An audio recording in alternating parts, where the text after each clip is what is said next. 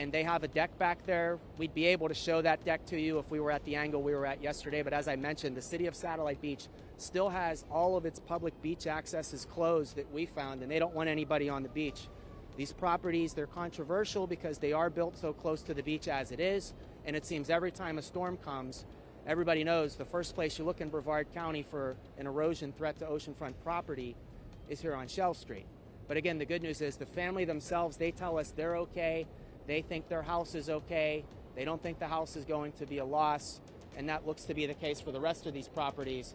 But certainly talking to the local people here, they say this erosion is even worse than Irma 5 years ago. They say it's at least as bad as the 2004-2005 hurricanes, Justin and Bridget. We'll keep our eyes on how it fares up the rest of the afternoon. Thank you so much, James, from Brevard County there. And it just goes to show that even though Nicole making her way out of Central Florida, we are not out of the woods yet. Yeah, it's like a boxing match, right? Ian gave the coastline 8 rounds and did not finish that knockout blow. And here comes Tropical Storm Nicole delivering that knockout blow to so many structures that were on the verge of collapsing. And again, as the Sheriff Chitwood has mentioned, we are not this is not a one-day event. This is not just going to be today. They're on the verge of several buildings collapsing at any moment, and it'll be that way as we get into high tide again later on tonight. So let's get over to meteorologist Troy Bridges, our team of meteorologists standing by. Yes, you got the sun coming out, Troy, but again, not over yet for so many people. Yeah, it's a rough day for a lot of people. All the folks along the coast, our hearts really do go out to them who are losing their homes, many homes into the ocean because of those relentless waves. We are seeing the rain kicking up a little more in some of our western zones. It's not all that heavy, but moderate rain, where you're seeing the yellow right now for Ocala, stretching back to Dunellen. We're also seeing it to Bellevue, and then stretching to the Villages, down to Fruitland Park and Leesburg. We're seeing some sprinkles for areas of Orange County and even in parts of Volusia County and Brevard County, but for the most part, we're not seeing a lot of rain in our coastal zones. But we will see this system eventually push up into the Panhandle this evening because it will continue to stay a tropical storm. We're likely to still deal with some of those high seas, waves up to about 15 feet or higher along most of our beaches, leading to that relentless erosion out there that we continue to watch. Rain will be a factor, but we'll only see a few showers into the next few hours on into tomorrow. Let's check on what's happening with that surge warning with Candace Campos right now. Yeah, we were talking about that high tide, Justin. We'll be pinpointing the timing in just a few seconds, but I do want to show you we still have that storm surge warning in effect up and down the coastline. You can see it includes coastal Volusia, our barrier islands in Brevard County and coastal Flagler County, and that is until further notice, as that storm surge again could go between 3 to 5 feet. The only problem with Nicole right now is that the wind field is still very large, still outwards of over 450 miles. So even though the center of Nicole continues to shift out towards the Gulf, we are still going to see the winds continuing to whip around and even impact parts of our Atlantic waters. We have another round of high tides for today. We have high tides at between 8:30 in Cocoa Beach and as late as about 9:16 in Flagler Beach. Of course, give or take another hour or so, depending on some of the areas, the way the coastal line is kind of built. But we had these high tides earlier this morning that created a huge mess. And of course, so many homes there in Volusia County seeing a lot of damage, especially during this time frame here. And it looks like we will be in store for another round of high tide. Still more breaking waves in the forecast as the water is going to be turned up pretty nasty for the next couple of days. You can see here power outages besides the coastal erosion that's still happening right now. This is kind of the lingering impacts that we are still seeing, power outages all across Central Florida. The good news is we are going to see cooler temperatures as we head into the weekend, in case you're one of those that don't have power. All right, now let's check on how those winds are going to be gusting for the next couple hours with meteorologist Julie Broughton. Julie. Candace, we're continuing to see those tropical storm force gusts a lot of places across Central Florida. Here's how it looks as we take you through the next few hours on your future wind gusts. So we'll start early this afternoon. Again, this is what we're seeing right now, those winds gusting to tropical storm strength. But as we roll you through the next couple of hours into this evening, by 11 o'clock, we stop the clock. Notice by then, just about all of us will will be below that criteria for tropical storm strength gusts. So that is below 40 miles per hour, but still really gusty along the coast. 34-mile-per-hour gusts possible in Flagler Beach down to Daytona Beach. Also looking at winds gusting into the 30s, where, of course, especially along the coast of Volusia County, just seeing a catastrophic situation with those folks dealing with their homes and all that beach erosion. Taking you through the overnight hours into tomorrow night, still winds breezy and gusty overnight, 20 to 25 miles per hour, but we'll start to really see the winds dying down during the day tomorrow and then into the weekend. As we take you through the rest of the afternoon on your clouds and rain forecast, we are starting to see some spots of sunshine in some places, but overall we will keep the clouds pretty thick through the rest of the afternoon hours. Still some isolated showers as Nicole continues to pull away from central Florida. This evening at 8:30, some breaks in those clouds with some isolated showers. We will, of course, have more on our continuing coverage of Tropical Storm Nicole coming up after the break.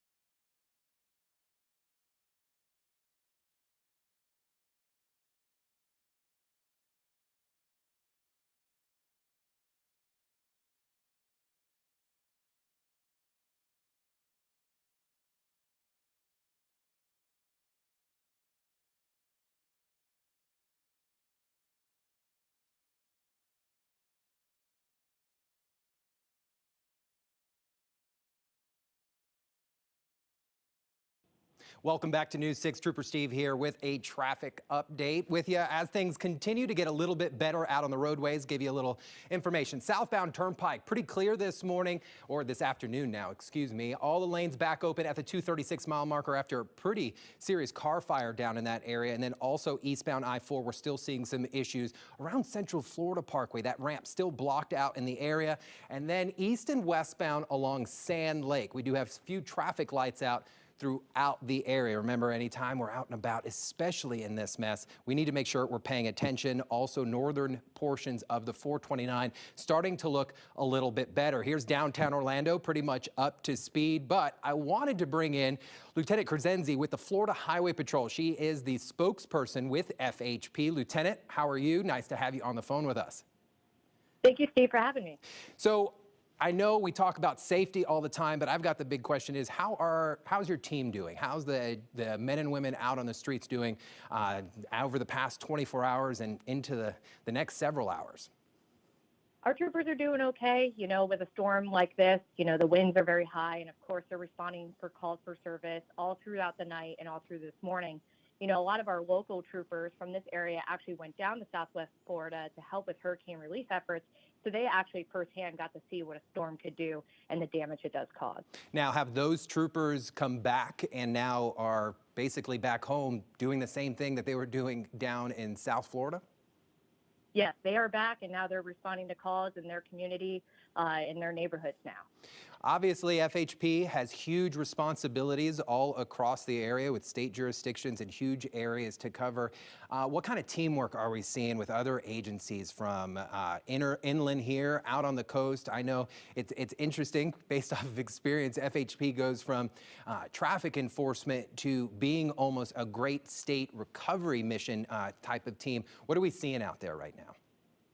So we are working with our community partners, and it's been very effective when we all have hands on deck. We're working with the sheriff's office, the city municipality police departments, EMS, utility companies, making sure that they can get to the appropriate areas where we can respond for service, but also making sure that the resources are there and available.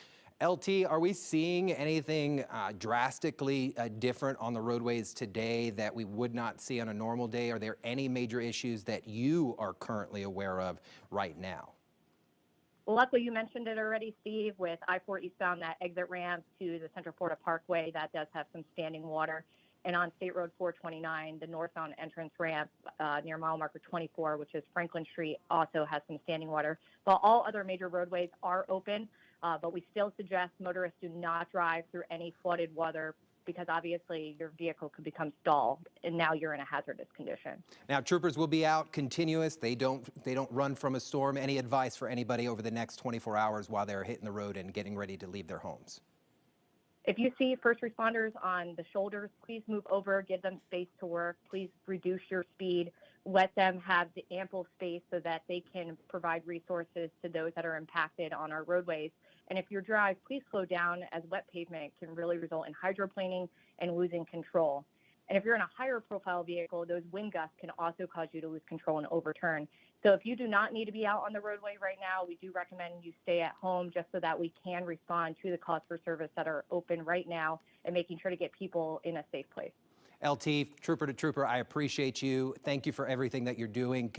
Send our best wishes to the men and women out on the road, and thank you for keeping us safe. Thanks, Steve. Appreciate you getting the word out. Thank you. Send it back to you guys at the desk. All right, thank you, Steve, and keep it here. Our extended coverage on Nicole continues right after this.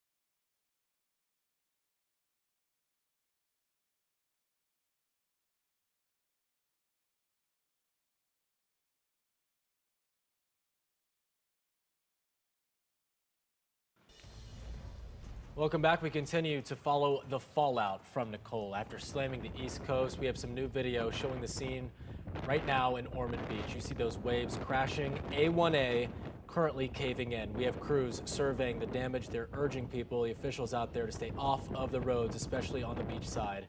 Welcome back. I'm Justin Warmoth. And I'm Crystal Moyer. We are joined by meteorologist Troy Bridges. You've been working this storm for many days now. So tell us a little bit about when we expect to see the storm leave. That's what everyone wants to see. We want to see this move out. And the thing is, it's going to continue to stay a tropical storm as it rides along the coast and moves into the Gulf of Mexico. So it will be this evening before we start to see those winds finally calm down. I do think we'll see after 5, 6 o'clock, the winds won't be as strong. Those waves will start to die down, but we're still going to see it for a few more hours. I mean, like you heard the sheriff right before, about 15 minutes ago, talking about this is not a one-day event. Yes, the storm will move through, yet these buildings, these structures that are literally teetering out there. I really like your analogy, the sports analogy you used with the boxing. Right, you know, it is. That's exactly been going through what it. An 8-round boxing match, just withstanding and just trying to withhold what's happening.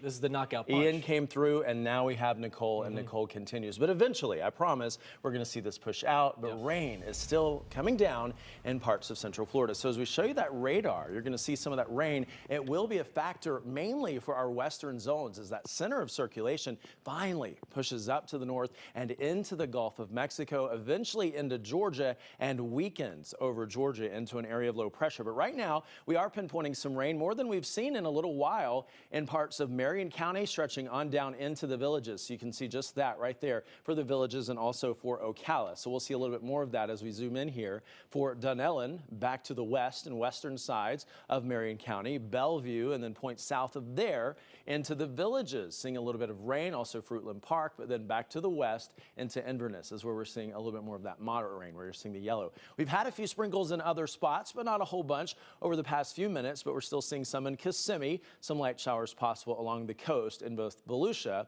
as well as Brevard counties, and also along the coast as we take you to Flagler County. Other concerns, of course, will be those seas. High seas will be kicking up. Again, as this moves into the Gulf of Mexico, it doesn't weaken. It stays a tropical storm, and then eventually late tonight weakens over the panhandle of Florida. So here are those high seas. We're talking about up to 15, close to 20 feet just along the coast, and that's why we've had so much of that beach erosion. You can see the future radar pinpointing some rain as we head into the next few hours, but not a lot of heavy rain like what we're seeing now, light to moderate showers. And then even tomorrow, we can't rule out a few showers, but eventually it does clear out. Let's head over to meteorologist Candace Campos now, and you've got more on those winds that have been relentless, and we've got a few more hours to go. And we do. We still have a storm surge advisory, by the way, a storm surge warning still in effect for areas along the coastline. And as you guys were mentioning there at the desk, we are anticipating another round, because it happens twice a day, of those high tides, those astronomical high tides. So the possibility of seeing another round of high tides and more damage could be possible later on tonight between about 8 and 9 o'clock along our east coast. So right now we are still seeing wind gusts still blustery in areas of Daytona Beach, 37-mile-per-hour winds in Cape Canaveral, 40-mile-per-hour wind gusts throughout Orlando, Leesburg. Right now it looks like the strongest wind gust is for you guys here in Seminole County. Currently at 45 miles per hour. Sustained, still around 20 to 25, upping at about 30 miles per hour, but certainly tropical storm force winds still at least gusting all across Central Florida, hence why we are still under that tropical storm warning until further notice. So of course we are still watching the progress of tropical storm Nicole. You can see how large the system is, bringing in tornado warnings up and down the coast of Georgia even. Just gives you an idea of how large the system is. But we are also watching the progress of this. It's a big old cold front that is still making its way in across the midsection of the U.S., but is going to be bringing us some changes. More on that and the timing and the outlook for your full 7-day forecast is Julie Broughton. Julie. Those are some nice changes. Now, Troy just showed us the clouds and rain forecast taking us through Friday. So we'll go ahead and advance you into the weekend and show you what we're talking about with that front. As we look back here Sunday, 1:30, you see that line of clouds. That is that front passing through Central Florida. Behind that, cooler, drier air builds in, and it will make for a lovely weekend. So here's how it looks for the next 7 days. Now today, still dealing with blustery conditions, periodic rain, and temperatures staying right about where they are now in the upper 70s. Now tomorrow we'll see a little bit more sunshine than we did today. today. Still, though, we'll have some moisture hanging around, so we'll keep that rain chance at 40%. But notice the weekend. We are talking about temperatures right around 80 degrees for our afternoon highs. Drier air arrives this weekend, so we'll see plenty of sunshine and then keeping it nice as we take you into next week. Now we'll send it back to you, Justin and Crystal. All right, thank you, Julie. Well, we have been staying on top of Volusia County and in the inland portion of Volusia County as well, where hundreds of homes are at risk of flooding in Port Orange. Yeah, rising water levels coupled with high tide just making for a mess out there. Let's send it out to Catherine Silver, who's live in that area. Catherine.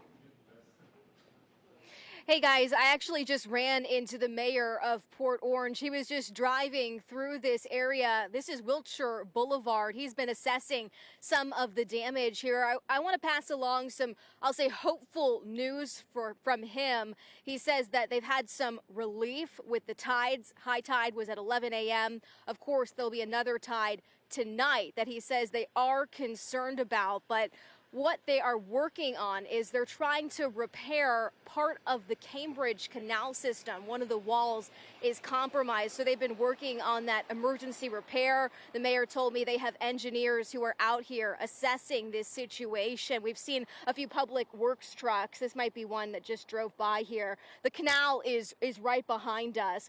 When we're talking about the homes that are at risk of flooding, this is exactly what the situation is. Here on Wilshire Boulevard, you can see water completely covers this front yard. It looks like they might even have some water possibly seeping into this home here. We can't see the backside. From the front, there's a little bit of the driveway showing, but over to the left where we see a portion of the fence in the yard, it looks like this water is close. So if water is not seeping into the house, it might be just on the edge here. A lot of people in this neighborhood flooded during Hurricane Ian. You see these bits of debris that are still piled up in front yards here. Here we are, just more than a month, a little over a month later, and once again, people are watching this water inch closer and closer to their homes, worried about what will happen and certainly hoping for the best. Guys, back to you. All right, Catherine Silver live in Port Orange. Thank you, Catherine. And across the bridge from Catherine over the Dunlawton Bridge, emergency officials have been evacuating buildings that they deemed unsafe. Yeah, Justin, just to give some perspective, just a couple miles north along the same beach, homes have already collapsed at Wilbur by the Sea. News 6's Lewis Bolden joins us live from Pirates Cove. That's in Daytona Beach Shores. Lewis.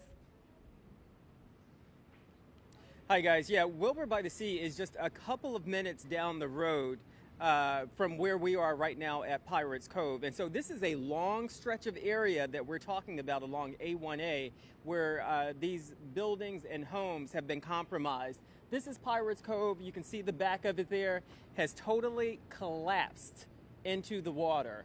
And this is one of 12 condos, or one of 12 buildings that had to be evacuated. We just talked to Sheriff Mike Chitwood, who said that they have evacuated about 600 people, and there were a handful of people who have chosen to stay in their condo or in their home. Of course, they can't force anyone to leave, but they've evacuated about 600 people, and they are trying to make sure that these buildings aren't just going to continue to collapse. If a little bit later on, we'll show you all the way down A1A, but there is a massive law enforcement presence. Not only is there the Volusia County Sheriff's Office, but Daytona Beach Shores, Daytona Beach, all of the municipalities, they are lined up all the way down A1A because the sheriff said if one of these buildings does come down, they need to have a safe zone, and they need to make sure that people are out of the way, that there is as little traffic as possible. We had to actually get an escort to come beachside because for a couple of reasons. Number one, at the base of the bridge, of all of the bridges, there is flooding, heavy flooding. So we are in a smaller vehicle that couldn't make it through the water. So the sheriff's office was nice enough to pick us up in a truck and bring us over. They are only allowing beachside people who live in the area. And because, again, they're concerned that a number of these buildings could come tumbling down. Right across the way here, you can see the Ocean Rescue building here, which collapsed as well. early yesterday morning, and the condo right beside it was one of the 12 condos that was evacuated as well. There's a number of debris. There's a lot of debris that's in the street as well. It's just a mess here. The sheriff was telling us that the county has put together a strike team made up of a number of engineers and other county officials. They are having to go building to building, and they are trying to figure out whether the buildings are structurally sound. Here's the thing. The sheriff just told me that as they clear buildings, the building might be clear for today, but the ocean and the tide is still out there, so it is constantly washing away the shoreline. And so he said it's going to be a weeks-long process of making sure that these buildings are secure. So right now what they want is for people to stay out of the area. They don't want any foot traffic. They don't want vehicles in this area at all. They're only allowing people who live here just because it's so dangerous, and they're concerned that these buildings could come down. We're going to stay out here, and for now we're going to send it back to you in the studio. All right, Lewis, thank you. Yeah, to quote the sheriff, he said, quote, "Stay the hell off the peninsula." They have so many people out there trying to go door by door. Right. And a lot of folks, you know, they just don't want to leave. Yeah. Even if their building is deemed unsafe, they're going door to door. They've had some people say, listen, I'm not leaving. And he went as far as to put a warrant out for an arrest to get some of these people out of their homes in areas that, you know, there's not structurally sound what they're living in, whether it's a condo or it's a home. So they're trying to get everybody out for their safety so they can get some engineers in to inspect it. Even if they don't do that, they say, okay, well, we're going to have to tag your toe. Wow. Because we don't know what's going to happen with these buildings. Anything could happen, especially as the tide starts moving back in later on tonight. So, of course, we will have continuing coverage on Nicole, the impacts all across the area. That comes up right after this. Keep it here. We'll be right back.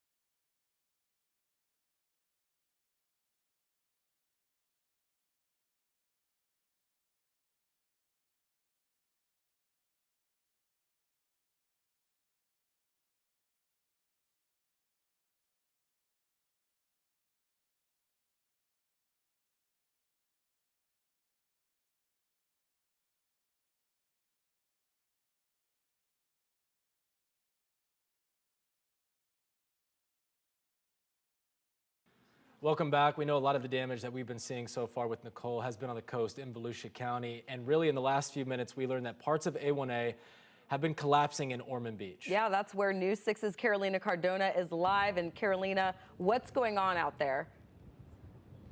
Guys, well, the wind is still really strong, and right behind me, the high tide. You can see a lot of people out and about, actually. They're walking their dogs, going for bike rides. Someone actually this morning, I saw them earlier going for a jog. So, you know, it's something that authorities are cautioning people not to do because the situation here is still dangerous, especially with these high winds. Debris is still flying around. I just spoke to a gentleman just now that he said that this morning at 7 o'clock when he came out here, there was no sand, but just take a look at how the road looks like right now. This is A1A. We're at the corner of Sunny Beach Drive and A1A in Ormond Beach, right next to some condominiums, but these condos have not been highly affected by this beach erosion right here behind me, but the street, you can see the edge of it has just been completely sunken into the water right now. And here we have a wooden staircase that was partially damaged. So right now it's still a very dangerous situation out here in Ormond Beach. I know it's much worse down south in Daytona Beach where we have those buildings that have collapsed, but as of right now here in Ormond Beach, it's mostly the wind impact and the beach erosion right along A1A. Guys? Thank you, Carolina. What was that? I also spoke with a gentleman earlier today. He was out here taking a look at what the storm had caused. So let's take a listen to what he said to us.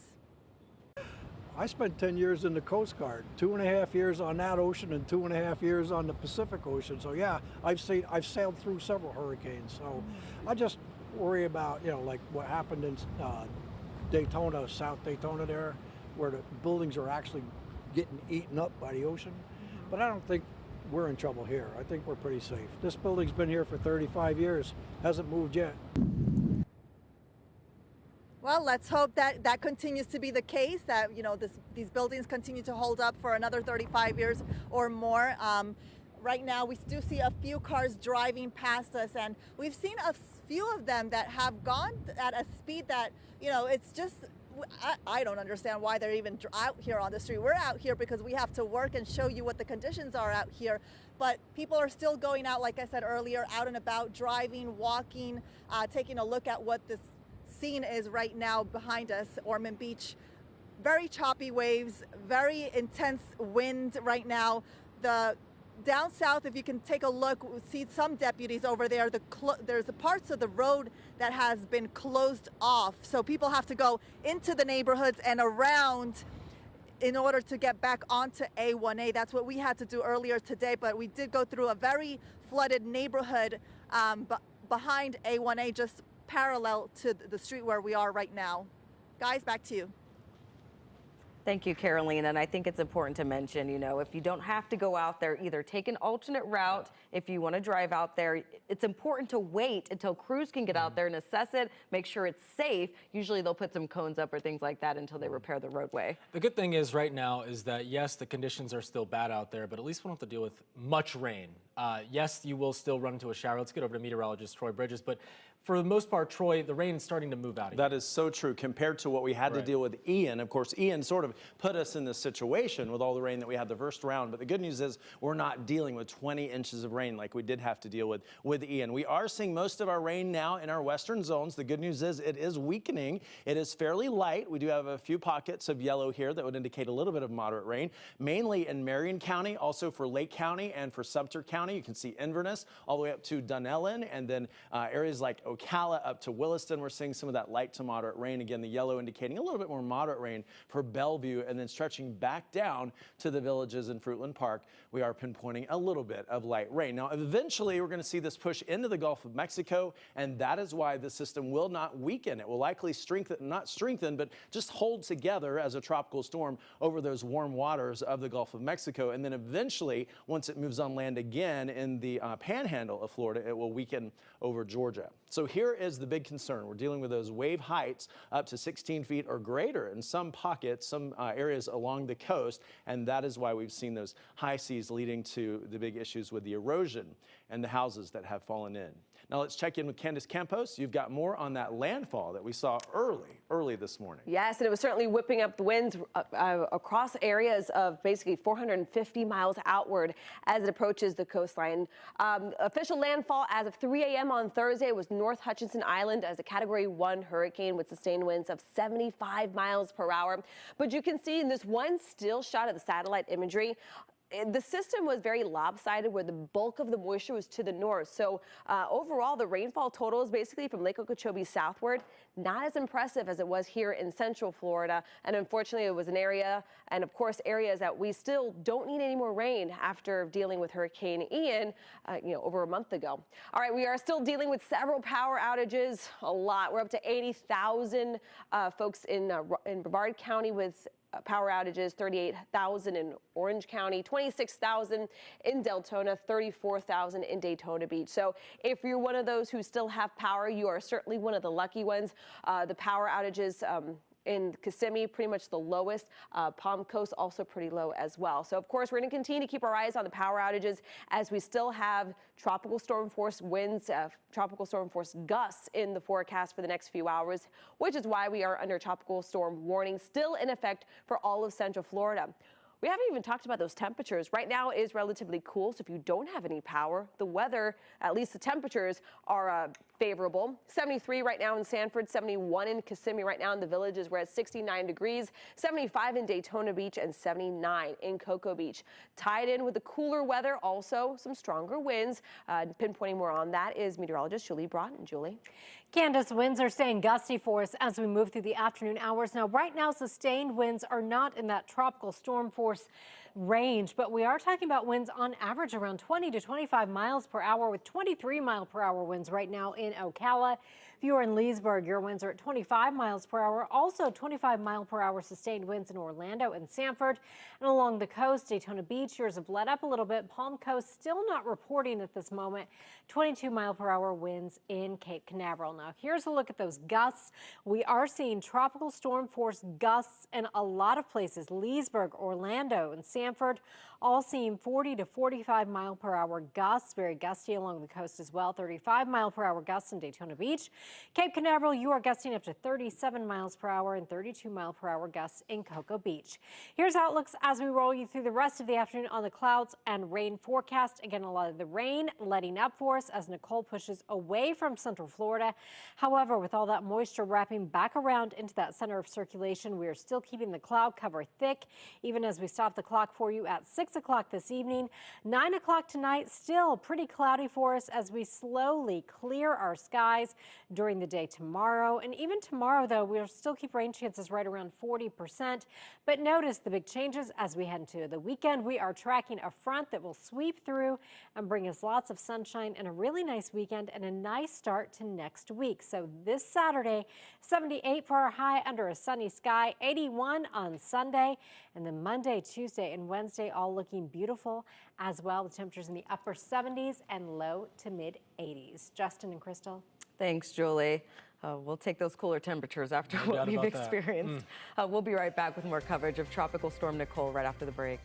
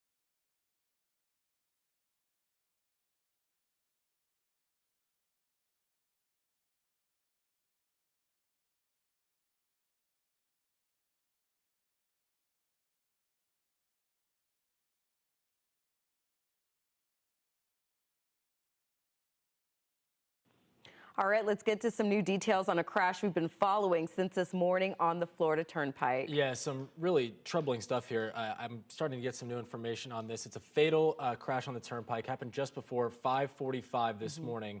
Here's a look at the DOT camera. Florida Highway Patrol says a pickup truck going south on the Turnpike lost control, swerved towards the inside shoulder, and hit a tow truck that was parked with its lights activated. The pickup then hit the tow truck driver, who was standing outside his vehicle. Troopers say one of their marked patrol cars was also on scene working the previous crash with its emergency lights on. The driver of the pickup truck also died. Just an absolutely tragic and avoidable scene, what happened there on the Turnpike. Now, some of the biggest impacts we're seeing from Tropical Storm Nicole are, of course, out on the coast, as we have been telling you throughout the day. In New Smyrna Beach, we have this picture. This is the restaurant, pretty popular one as well. Chases on the beach. The wind and rough surf have ripped apart the deck there. Hopefully things are not getting any worse, but high tide obviously not helping. And here's a look in Melbourne. News 6's Lauren Cervantes got this video of the City Hall sign in Melbourne toppled to the ground. You can see that's a pretty hefty sign there. It's not like a campaign sign. It's very sturdy. Just a testament to the power of the wind gusts from Tropical Storm Nicole. Yeah. And flooding is a big concern right now in Lake County. Here's some video of the St. Johns River in Astor. And you'll remember Astor saw major flooding during Hurricane Ian. Well, with the rising waters, it is back. Now, our meteorologists have been saying the flooding may now end up as being as bad as it was during Ian, but it could be worse than conditions during Hurricane Irma back in 2017. That's because Astor is now already in major flood stage. And one Florida area saw some destruction from the storm. Lauderdale by the Seas Pier, Angling's fishing pier, and was also damaged by the wind, rain, and waves created by Nicole. The middle part of the pier, which is normally 900 feet in length, missing. You could see there, swept out into the sea. We often see, you know, it's not surprising to see piers and docks damaged during a hurricane. That's not as shocking as seeing these buildings that some of them have collapsed into the Atlantic Ocean in Wilbur by the Sea, some of these homes. And there are a number of others, about 24 more, that are on the verge of doing just that. These condo buildings, these folks have evacuated. They have been going door to door, evacuating all of these people, trying to get them out because the potential of these buildings crumbling, just like some of the homes did in Wilbur by the Sea down in Daytona Beach Shores, has that potential. That's why Sheriff Chitwood has been going door to door, basically pleading or dragging folks out of their places because it is not safe to be there. That's right. Well, our storm coverage continues in just minutes. We have live reporters all across Central Florida. We'll take you there, plus an update with our meteorologist up next.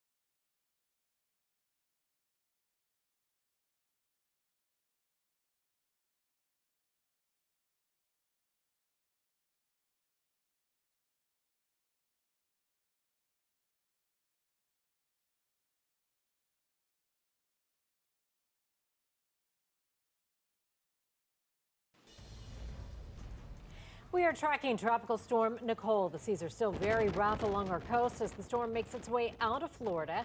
This is video from Brevard County. You can see the waves just battering the shore there. Thank you for staying with us. I'm Julie Broughton. And I'm Mike Holfeld. In Volusia County, leaders have extended the curfew there until 7 tomorrow morning while they assess the damages. And man, it's a mess. They're giving us another update right now. Let's go to that right now. George Rechtenwald, Growth and Resource Management Director Clay Irvin, Emergency Management Director Jim Judge, and Beach Safety Ocean Rescue Deputy Chief Tammy Melfers. At approximately 3 a.m. this morning, Hurricane Nicole made landfall in the Vero Beach area as a Category 1 hurricane. The storm hit Volusia County as a tropical storm, bringing gusts of 70 miles an hour in some areas in the county. The storm is continuing to move northwest across Florida and into the Gulf of Mexico. Even though the storm has left our area, danger still lurks in Volusia County. We ask you to remain cognizant of additional weather-related events that can transpire throughout the remainder of this afternoon and into the evening and even into tomorrow. More than 34,000 residents in Volusia County experienced a power outage, but fortunately, our partners at the utility companies have been working diligently to restore power. Please contact your utility company if you need to report a downed power line, a power outage, or to receive an update regarding power reconnection. Contact information for your utility company can be found on our PIN site, volusia.org/PIN, PIN, as well as by calling our Citizens Information Center. That number is 866-345-0345. There is one pending storm-related injury which involved a tree and a vehicle. More information on this incident will be made available when we glean more information. Additionally, 3 high water rescue requests were made in the southern area of the county, and we are proud to report that at this time there are no storm-related deaths. Nearly 200 people utilized our emergency shelters. 33 people were in special needs medical shelters. And also the shelters were able to provide safety to 26 pets who were brought with them. The shelters remain open until further notice. Daytona Beach International Airport was fortunate as it did not sustain any significant damage. The airport intends to open the terminal early tomorrow morning around 4 a.m. and the airfield a few hours thereafter. Please contact your airline for any flight updates.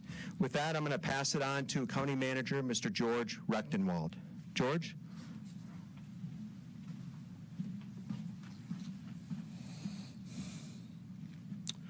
Thank you, Kevin. Road conditions in some of the areas remain very hazardous. We can still expect to have high winds for the next few hours, and water has covered or significantly damaged roads throughout the county. If you must travel and you come upon a road that is covered in water, if you see signs of any damage, please turn around. We do have a few major road closures to announce. Up in Flagler Beach, A1A from South 7th Street to South 16th Street is closed. A1A is also closed in both directions at Clubhouse Drive and Ormond by the Sea, which is just a little south of the Gamble-Rogers State Recreational Area. We've also been notified that Riverside Drive through Ormond Beach and Holly Hill is closed. And then on US 1, there's a lot of tidal flooding at Dunlawton down to Rose Bay. The western base of the Seabreeze Bridge is underwater, as well as the western sides of the Main Street, ISB, and Dunlawton bridges. Holly Hill is experiencing major tidal flooding, especially in the areas close to the Halifax. This is also true in New Smyrna Beach and in the Turnbull Bay area as well. On behalf of the sheriff, because of the persistent danger, as well as to allow an unobstructed path for officials to assess and inspect coastal properties. The curfew has been extended specifically for the areas east of the Intercoastal Waterway until 7 a.m. tomorrow, November 11th. Now, this curfew does not apply to regular members of the law enforcement, employees of local businesses or industries, government entities that are traveling to and from their job, and all the emergency workers, of course, that are providing help in that area. But they must have proper identification. We have preliminary assessment reports of 11 compromised structures in Daytona Beach shores and Wilbur by the Sea. Unfortunately, we anticipate more structures will be identified as compromised as these inspections continue. If you live on the coastline or have plans to stay at a hotel or motel on the coastline, please do not return at this time. Please allow our officials time to determine if a structure is safe. Just because there are no physical signs of damage, there could be underlying foundation damage or other issues that may not be apparent. The structural damage along our coastline is unprecedented. We've never experienced anything like this before, so we ask your patience as we make our assessments. As always, your safety is our top priority. This is going to be a long road to recovery. At this time, I'm going to turn it over to Clay Irvin, our Director of Growth and Resource Management, who will discuss some of the next steps for our coastal structures. Thank you. Good afternoon. The efforts from both the city and the county to assess the damage that has occurred is ongoing right now. It is a very coordinated effort. We're making sure that we are able to get the properly certified inspectors out there. We are also utilizing some of our private consultants who are structural engineers who are well versed in what has to be done in regards to coastal armoring, and also, more importantly, ensuring that these structures are safe and sound and that our residents and visitors can return to the beach side. This is not a quick process. We're doing the best we can to get folks over there right now. As I'm speaking, I know that Daytona Beach Shores, Daytona Beach, Volusia County, and others are conducting these site-by-site inspections to ensure that the buildings themselves are safe. And as George pointed out, the critical aspect is that you may drive by this on A1A and it may look like it's safe and sound. But unfortunately, we're not seeing what's happening from the ocean side. And when you start looking at these, and if you have some of the older construction, which does not necessarily meet the standards that are in place today, that can result in a great deal of damage that is not visible to the eye. The main thing is we want to make sure that these things are safe and sound. So there will be this preliminary analysis where we will be going in and documenting what we see and allowing for those who can return to return. Those who are not able to, we will work with them to address their sheltering needs in the future. Other than that, right now, we're just going to have to go through and get all the data and get all the information available so that we can make the necessary decisions for the safety of the public.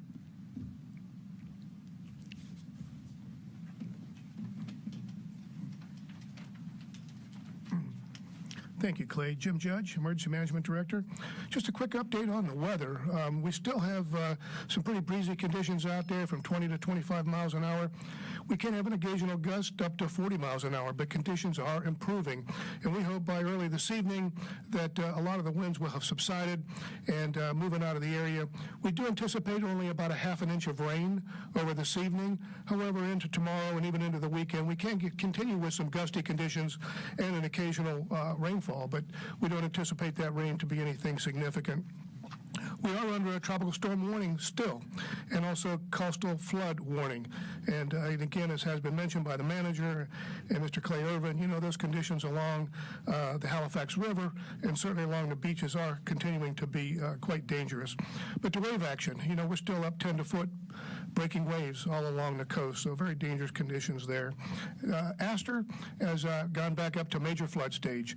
So, you know, with the fact that the northern winds have impeded the flow, and with some of the rainfall to the south, we have seen conditions all along the St. Johns, but especially at Astor as we get back into flood stage. We will again experience a high tide this evening at 9:42, and again we're looking at a full moon. So conditions continue to be very difficult all along the beaches, and we just urge safety, as Mr. Irvin mentioned, and our director, you know, that life safety is the most important right now. So be smart about what you're doing, stay home, stay off the roads, and let us do our jobs out there. So with that, let me introduce Beach Safety Tammy Malfers. Thank you, Jim. Even though the worst part of the storm has moved on, danger is still present in our community along the beach. As stated by our county manager, there is a curfew in place for areas east of the Intercoastal Waterway. Please adhere to this curfew and give first responders the space to do their job. If you go anywhere near the beach, you're putting your life in jeopardy. The current state of the ocean is unforgiving. You might not make it out if you step foot into the water. We are flying the double red flags. There's a massive amount of debris in the water and on the beach, large waves, and strong rip currents. Beach conditions will constantly be changing over the next few days and weeks as we work to secure our coastline and assess the true extent of the damage caused by Hurricane Nicole and Ian. At this time, we are not sure when the beach will be safe to visit again, and it is extremely important to pay attention to our signs and barricades and use common sense. Your safety is our #1 concern, and right now the beach is not safe. The water isn't the only danger present along the coast. We have not yet had the opportunity to assess coastal structures such as piers and walkways. Even during low tide, these structures may collapse without notice. At this time, the beach is the most dangerous place to be in the county. We will work hard as we possibly can to make it safe and accessible once again, but it's going to take time. To stay up to date with the most current beach conditions, please download our Volusia Beaches app and follow us on social media. There will be a time to return to the beach, but now is not the time. And now I want to turn it back over to our Community Information Director, Kevin Captain. Thank you, Deputy Chief Malfers. So just to recap, a curfew is in effect until 7 a.m. tomorrow, November the 11th, for all areas east of the Intercoastal Waterway. Other than officials conducting an assessment and inspection of our coastal properties, there should be no one going near the beach. This includes staying away from all coastal structures. To go anywhere near the coast right now is risking your life. And finally, as Mr. Rechtenwald and Mr. Irvin have indicated, please be patient and allow the appropriate authorities time to assess and inspect the structurally compromised properties on our coast. The damage to our community has just received something we've never experienced before. So we ask, please, don't risk going in or near the property along the coastline until it has been deemed safe by the appropriate officials. And as Mr. Judge indicated, we're going to have another high tide this evening, influenced with a king tide, so there could be more damage. At this time, we'll take questions.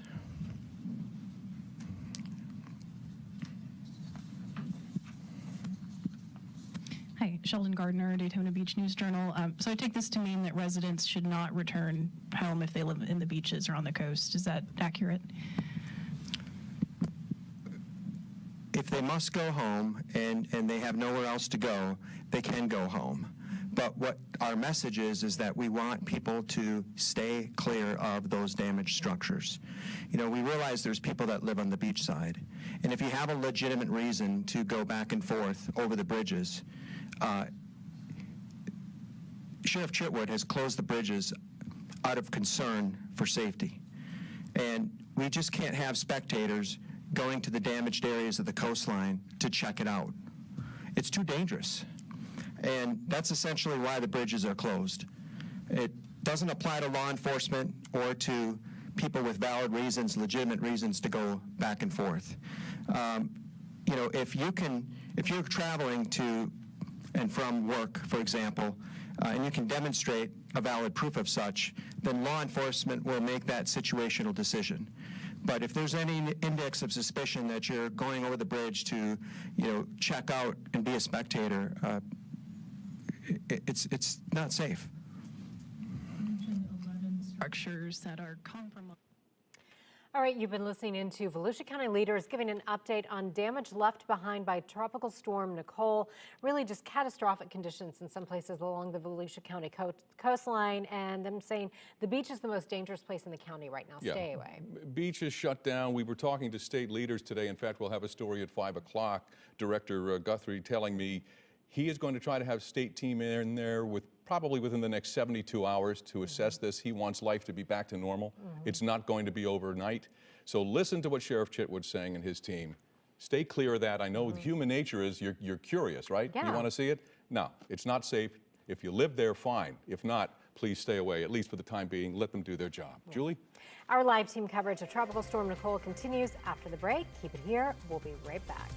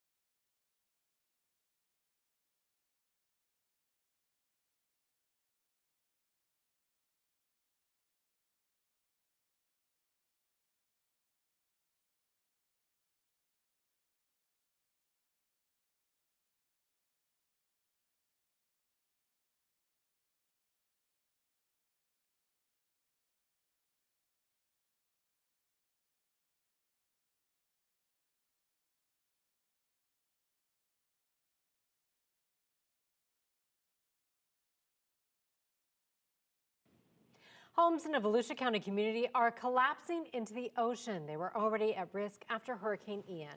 This is incredible video we're going to show you. News 6's Molly Reed joins us live in Wilbur by the Sea with new drone video we have just received. Molly, take us through it. Well, Mike, we are on one of the last standing, probably structurally safe dunes here. All of these homes surrounding us, several of them have collapsed, and we know about 7 of them are collapsed, and a couple more are on the verge. But we do have that new video I want to go ahead and walk you through now. I want to give credit to Bridgepoint Global. They are the ones who put this video together. And this is the first time we're really being able to see from this vantage point what this devastation is looking like today. You were able to see several homes have already collapsed in. The pools are hanging on by a thread if they have not collapsed in. And you can see the problem is the storm surge has been coming in, eating away at the dune. So even if parts of the house are still standing up, you can see how it's kind of caved in underneath these houses. And I mean, obviously palm trees, other things falling in as well. But it's just showing you how much this storm surge already is adding insult to injury. Most of these houses, their seawalls went down during Hurricane Ian. So they did not have the protective barrier when this storm came in to try and save them. We were talking to the county a couple days ago as they were prepping for this storm, and they said, you know, most homeowners just along Volusia County who had lost their seawalls, did not even have time within the last month to get a company out here to try and help them reinforce. If they were, you know, those houses might still be standing a chance like the one that we're standing on right now, but as you're seeing in these videos, it's just incredible. The Sheriff Mike Chitwood, we actually just talked to him, and he said between Wilbur by the Sea, Daytona Beach shores, the devastation we are seeing, he said, I think he put it best, it's like a bomb went off. We have condos now falling in Daytona Beach shores, just a couple miles north of where this video was taken of the homes falling in. Now we have condos falling in. Hotels are at risk. There are 22 properties just in Daytona Beach shores at risk, or actually 22 properties, my bad, in Wilbur by the Sea at risk, a couple dozen more up in Daytona Beach shores, and it's just, again, devastation across the county right now along the coastline. But these houses here in Wilbur by the Sea, we were in one of them yesterday, and I remember we were probably in there around 11 a.m., so right before the storm really started picking up, and already the storm surge was causing the house. You could not get the doors to shut. The house was already shifting, and this was well before the storm even really started making its way into Volusia County. So kind of gives you an idea of how long this has been going on. And even when the storm made its way finally through Volusia County, it still was not done. We were outside here on one of these houses here, and the pool was still standing a couple hours ago, and just within the last hour it has collapsed already. So just kind of paints a new picture for you, that video, of the devastation we are seeing here. Back to you guys. Well done, Molly. Bridgepoint Global, folks, if you're wondering who in the world is that, they're actually structural assessment experts. And with that video, you get a sense of where that land went. You see the erosion? That's the key, because it sweeps into the foundation, and those homes, one by one, will drop. So that's why they have that intel, and that's why News 6 is working with them to bring that to you. Oh my gosh, seeing that perspective, I mean, it just is devastation along the coast. I mean, you just feel for those families. This is catastrophic. And it's going to be years. The state telling me years. In fact, we'll have that more at 5 o'clock.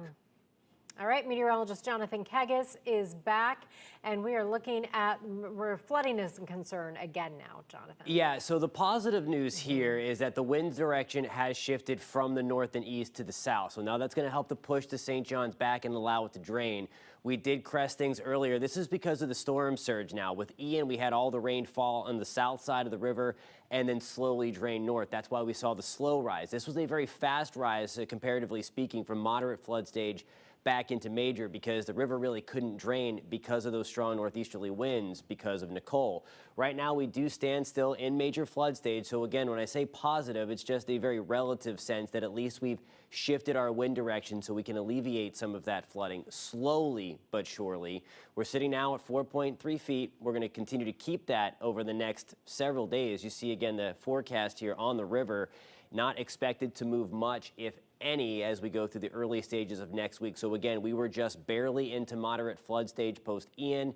And then, of course, the storm surge flooding coupled with the rain that we received from Nicole put us back in major flood stage in Astor. We're going to get back into moderate flood stage elsewhere down the St. Johns River in DeLand, Sanford, and back in Geneva again because of some of that storm surge flooding. Again, there is the center of Nicole out by the Big Bend. Now the wind direction has shifted, so this is going to change some things up a little bit as we get towards high tide again tonight. Those next cycles coming through. We had that persistent breeze back into the sea. Now we're going to see the winds back out of the south, eventually turning to a southwesterly component, which will help things because that'll act to push the Atlantic back out to where it should be. But nonetheless, we still have 20 feet breaking waves that are going to add insult to injury, as Mike and Julie were just talking about, right along the coast. Still have tropical storm force wind gusts, especially for us in Leesburg.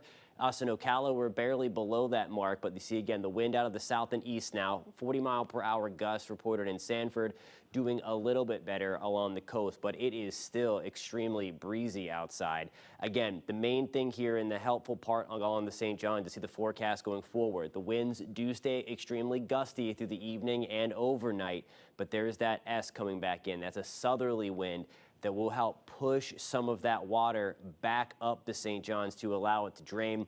It's not going to help much, but we're not going to see additional storm surge flooding as a result of that. Again, we were looking at that crazy video that Molly brought us from the drone there, and Mike Holfeld was just talking about this again tonight with the next high tide cycles coming in.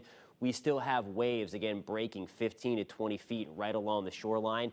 So even if that surge does not come in as high as what we've seen, and I think it will be a little bit lower than what the last high tide cycle was, we are still going to have those nasty waves crashing into those homes that you just saw there. So we're likely going to see things get worse along the coast, even though we are shifting that wind direction a little bit, guys.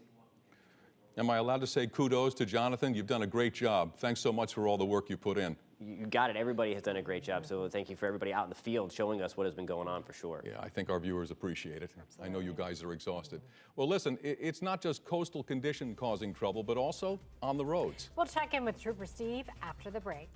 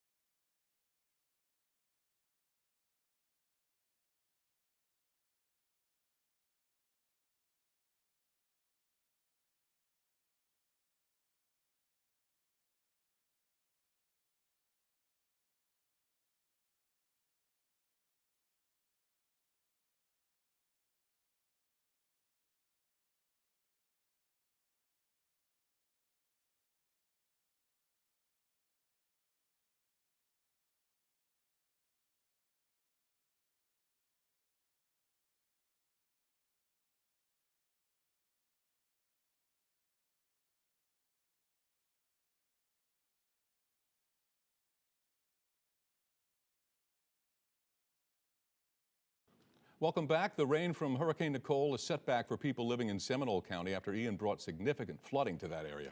The county's emergency manager spoke to us this morning, saying the St. Johns River is already back at moderate flood stage for Lake Harney, Lake Monroe, and Lake Jessup. But it's not just the flooding. Power outages are causing trouble on the roads.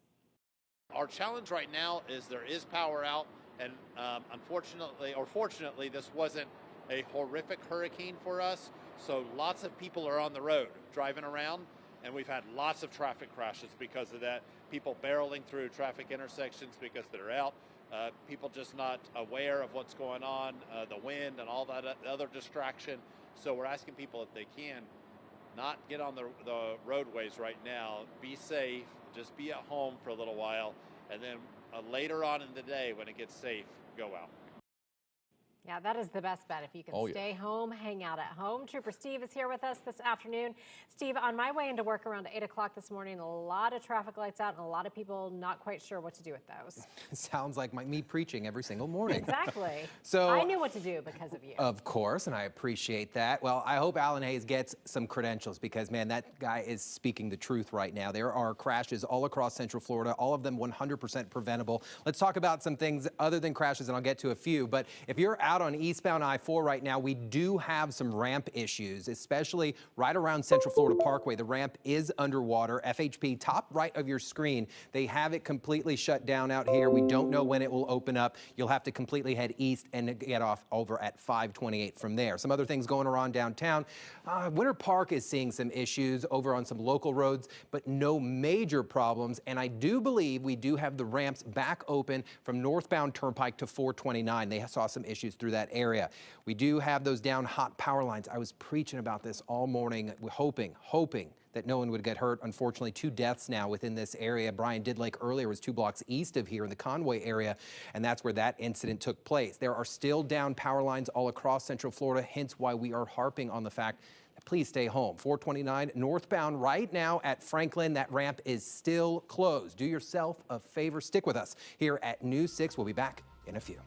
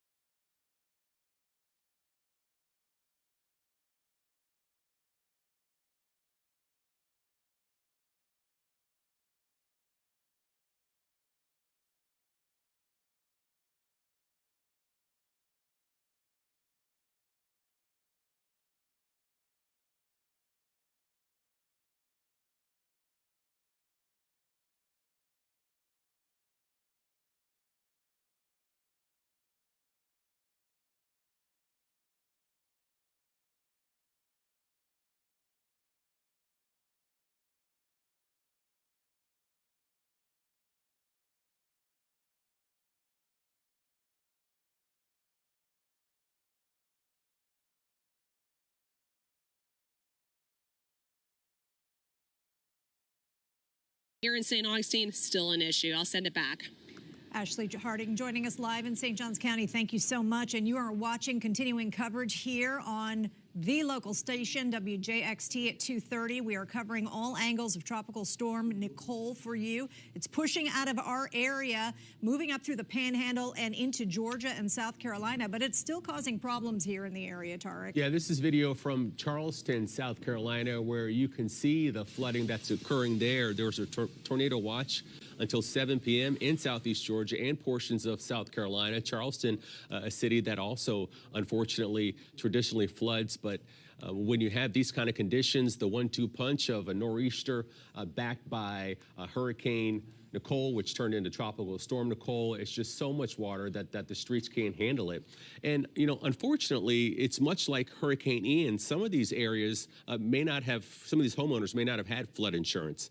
And, you know, in Hurricane Ian, we saw that a lot of people who didn't traditionally flood did flood. And they're stuck trying to figure out how to recover and move on with their lives. But yeah, that's Charleston, South Carolina, where quite a bit of damage there. So we are taking a live shot right now of our beach camera, Tarek, at Jacksonville Beach. And if you've joined us here on the morning show or other newscasts throughout the day here on the local station, it's typically a beautiful shot. But right now it is hazy and nasty with all that drizzling rain that's covering the camera. And it actually looks like that if you're actually walking on the beach right now with all the wind and rain and sand. If you've been on the beach at this time, when we have these nor'easters and storms, it's just not the place to be. And here's the Doctor's Inlet camera in Clay County, and you see a gentleman there, looks like a gentleman there walking in the floodwaters right there, which is not advised. We do know that in Orange County, we are getting reports that 2 people actually died coming into contact with a downed electrical line. And we also heard that in St. Johns County, someone was electrocuted from the same thing. So we urge you, please do not go into any floodwaters. Yeah, now a live look at the World Golf Village there, where they have a retention pond or a lake there in front, which appears not to be cresting over onto the sidewalk. But you see that camera there moving with the wind speeds. We're still experiencing some pretty high winds. And as we saw Jim Pickett's report, he was really getting hit with winds not more than 30 minutes ago. Winds 30 to 40 miles per hour. He's going to join us later with the exact wind speeds. Our next picture. Yeah, so we know that St. Johns County gets a lot of issues just because of the proximity of a lot of homes down there. And here's some pictures from Ponte Vedra. This is in the Marsh Landing neighborhood, which we know is nestled between the ocean and also the Intercoastal. It's a low-lying neighborhood anyway, and some of the yards there have been inundated with some of the rainwater and probably the rising water from the nearby bodies of water. And now we go to Fernandina Beach, seeing some high tides, waves crashing up into the sand dunes. This is video that was sent to us from a viewer. You also see a pier there, or what? Yes, you see a pier there that's still standing. We know down in Flagler Beach, that pier has been battered by the storm and likely is getting battered still. We're curious to see how this pier fares when all is said and done. Now, we saw Jim Piggott getting buffeted by the winds and also the floodwaters at Memorial Park. Nearby are the Bell Riverside Apartments in the Five Points area. And here is the water crusting over the St. Johns River onto the promenade there in front of those apartments. We haven't quite heard yet whether there have been any instances of flooding into those apartments. If you live in that area and have had some floodwater incursion, we would like to know, so please let us know. And we hope you have not, because we have seen the damage from previous hurricanes, especially Hurricane Irma. Yeah, go ahead, John. 3 feet of water during Irma. And those pictures will look a little earlier in the day, so it would be great. If you live in that area, please, this is on the west side of the St. Johns River, Riverside area in particular, we'd like to see your hear your thoughts, email or the like, and send it to Snapjacks and load up. Yeah, John, you were out there during Irma, weren't you? And so you saw it firsthand. Saw a lot of crazy stuff in Irma, and we're seeing a little bit of the reflection of that, but it's not to the extreme. And by the way, Mark and I really hashed it out here a few moments ago, and we're pretty convinced that we will not see significant additional flooding at the next high tide. It's going to get close like it is right now, but it'll be a little bit nerve-wracking for the folks who live along the St. Johns River and the San Marco area out there towards Riverside. But we're just not at the right timing for tides. Irma, it was everything in the world in the kitchen sink thrown at everybody downtown at the same time that brought these extreme tides, extreme winds. Maybe we'll dig up some old video to show what it was like, but it was like 3 to 5 foot seas out there on the St. Johns River. Well, I mean, it was a confluence of all the wrong things at the wrong time. Things, yeah. That Irma was a high water mark that hadn't been, well, it was probably best in 1846. And again, there's people who do a lot of research at this at the National Weather Service, the National Hurricane Center. Al Sandrick locally did a lot of work on this. In particular, the 1846 storm was a Cuban storm that came up the same kind of path as Irma, and we had even higher tides downtown. And by the way, yes, it was called Calford back in those days. And so if you've been watching us for the last couple just rushed in like a tidal force and came up the opposite way from the canal, and it didn't take long. Within an hour, water was in the neighborhoods and filling up streets again. So everything that threatened Ian was coming in. When it threatened during Ian, it was those same homes were in danger again. So at that point, we had to tell people, hey, listen, this is a problem. You might need to consider evacuating, just like you did before. We'll help you out with that. Fortunately, we braved that. We didn't have any other extenuating circumstances. When this event happened, most of the worst weather had already passed through, fortunately. But here it is. We're worried about people's lives and property. And when something like this happens, this is not going to be a quick and easy fix. Right now, we actually have a dive team underneath assessing the damage. We know the city has been working on those emergency repairs since this morning. What can you tell us? It's probably not going to be easy. Usually, like I said, these are two ponds. As the tide comes down, a little bit easier to get to. We're going to wait for our engineers to tell us what they think they can do from a temporary standpoint. But what it's really going to take is the tide receding and us getting in there and putting that concrete barrier back up better than it was before.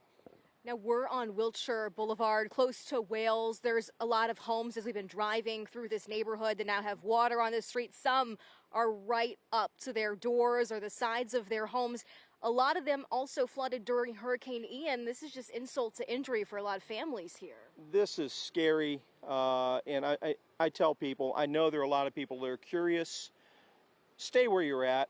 You can get good pictures of what's going on the news right here and see what's going on, but instead of getting out and driving through people's neighborhoods and causing water to wake into homes and even just when the water, even if it's not threatening a home, there are a lot of people that are very nervous about what's happened in their neighborhoods, and they're very concerned. It's just easier if they don't have to worry about that extra element. So we ask people, give these people and these residents a break. Stay where you're at. We will let you know what's going on. We will let the reporters report. We'll share the information, and you can get great pictures from them, better than you would if you came through the neighborhoods yourself.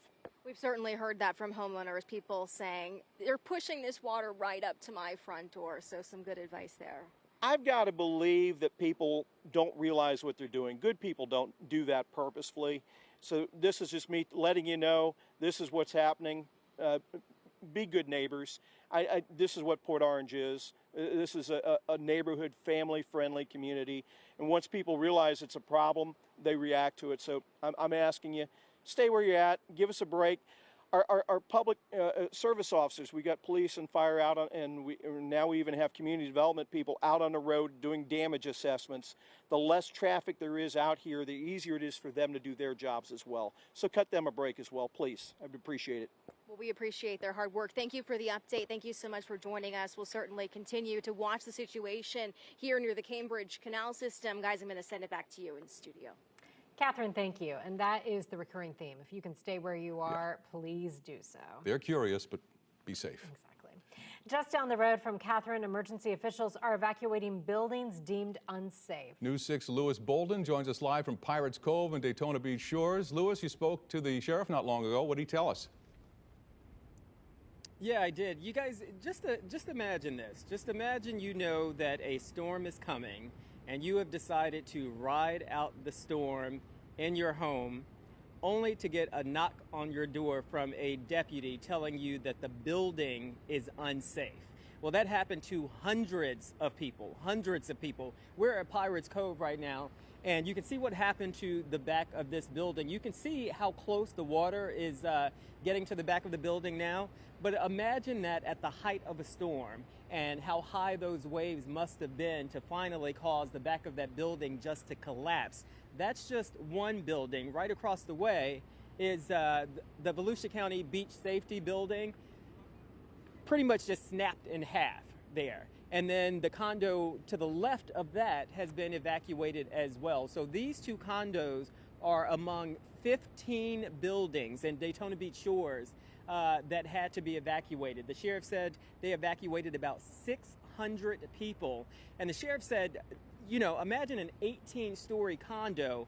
It takes a lot of time. It takes a lot of manpower to go door to door to have people evacuate that building. But really, the sheriff says they are really just starting to assess the damage. Listen in to what he said. And now that the wind is dying down and the tide's starting to go out a little bit, there'll be much more damage assessment. I know that the county has put a strike team together with engineers from all over the cities, and they're going to go building by building all the way down to Ponce Inlet. Because I was just down the other end, a call came out for a pool structure collapsed. So I went on the pool deck, and sure enough, everything's in the ocean. The tiki hut, the hot tub, everything. So the damage is likely going to get worse. Out of those 600 people who were evacuated, the sheriff said there were a handful of people who decided they didn't want to leave. Of course, they can't force them to leave. And so the sheriff said in those situations, people are just have to do the best they can. And the building comes down, it comes down. But one of the things that strike team is doing, like the sheriff said, they're going building to building, and they have to make sure that these buildings are structurally sound right now. But keep in mind, you still have the ocean back here and the surf coming up to the building. So he said they will have to daily look at these buildings to see if they're safe for people to be in. You guys, we'll send it back to you in the studio. Nice work, Lewis. Wow, that's a mind blower, huh? Yeah, and the sheriff saying, we're just getting started with this. This is, you know, It's going to be, it's such a risky thing, Julie. Yeah. And I understand you don't want to leave your home, but you see the erosion, you see the science right in front of you. Yeah. Be safe, for God's sakes. It's frightening. Yeah. Our coverage of Nicole and the impacts across the area continues next.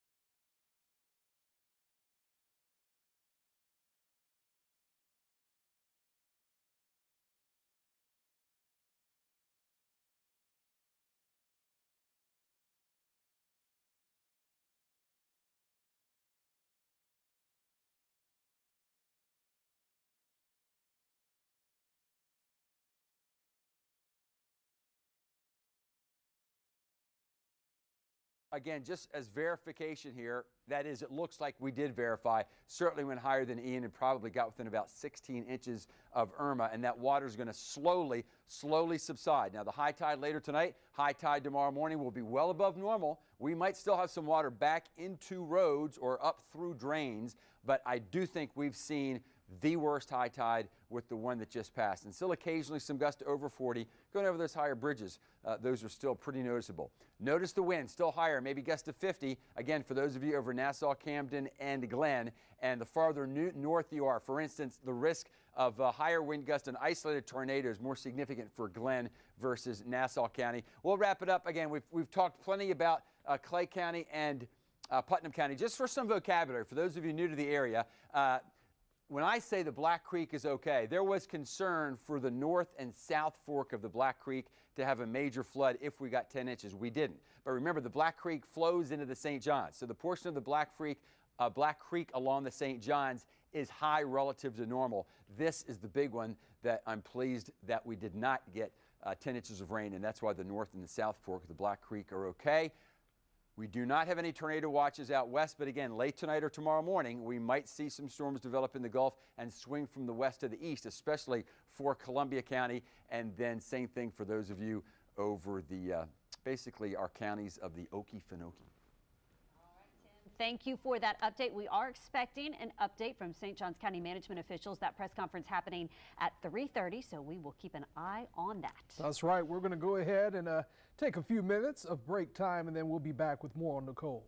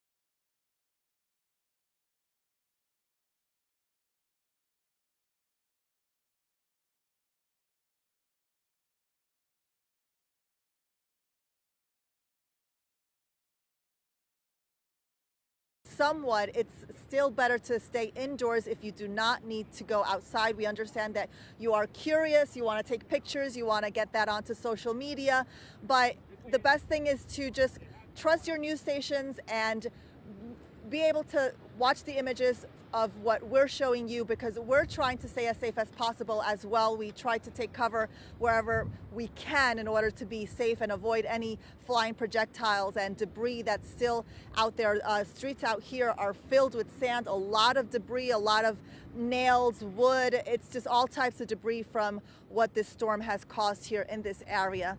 This is what we have right now here live in Ormond Beach. Carolina Cardona, back to you guys in the studio. Nice work. You know, I said it's quiet out there, and as soon as I said that, I cursed her. The breeze started. You started hearing it rumbling through the microphone. What do you make of this erosion? Right, it's crazy. That's one of the things we're talking about, the sheer size of this storm, that it's only a tropical storm, or it's only a Category 1 hurricane. It's the size. Each of these storms have a different personality, plus, that we continue to talk about.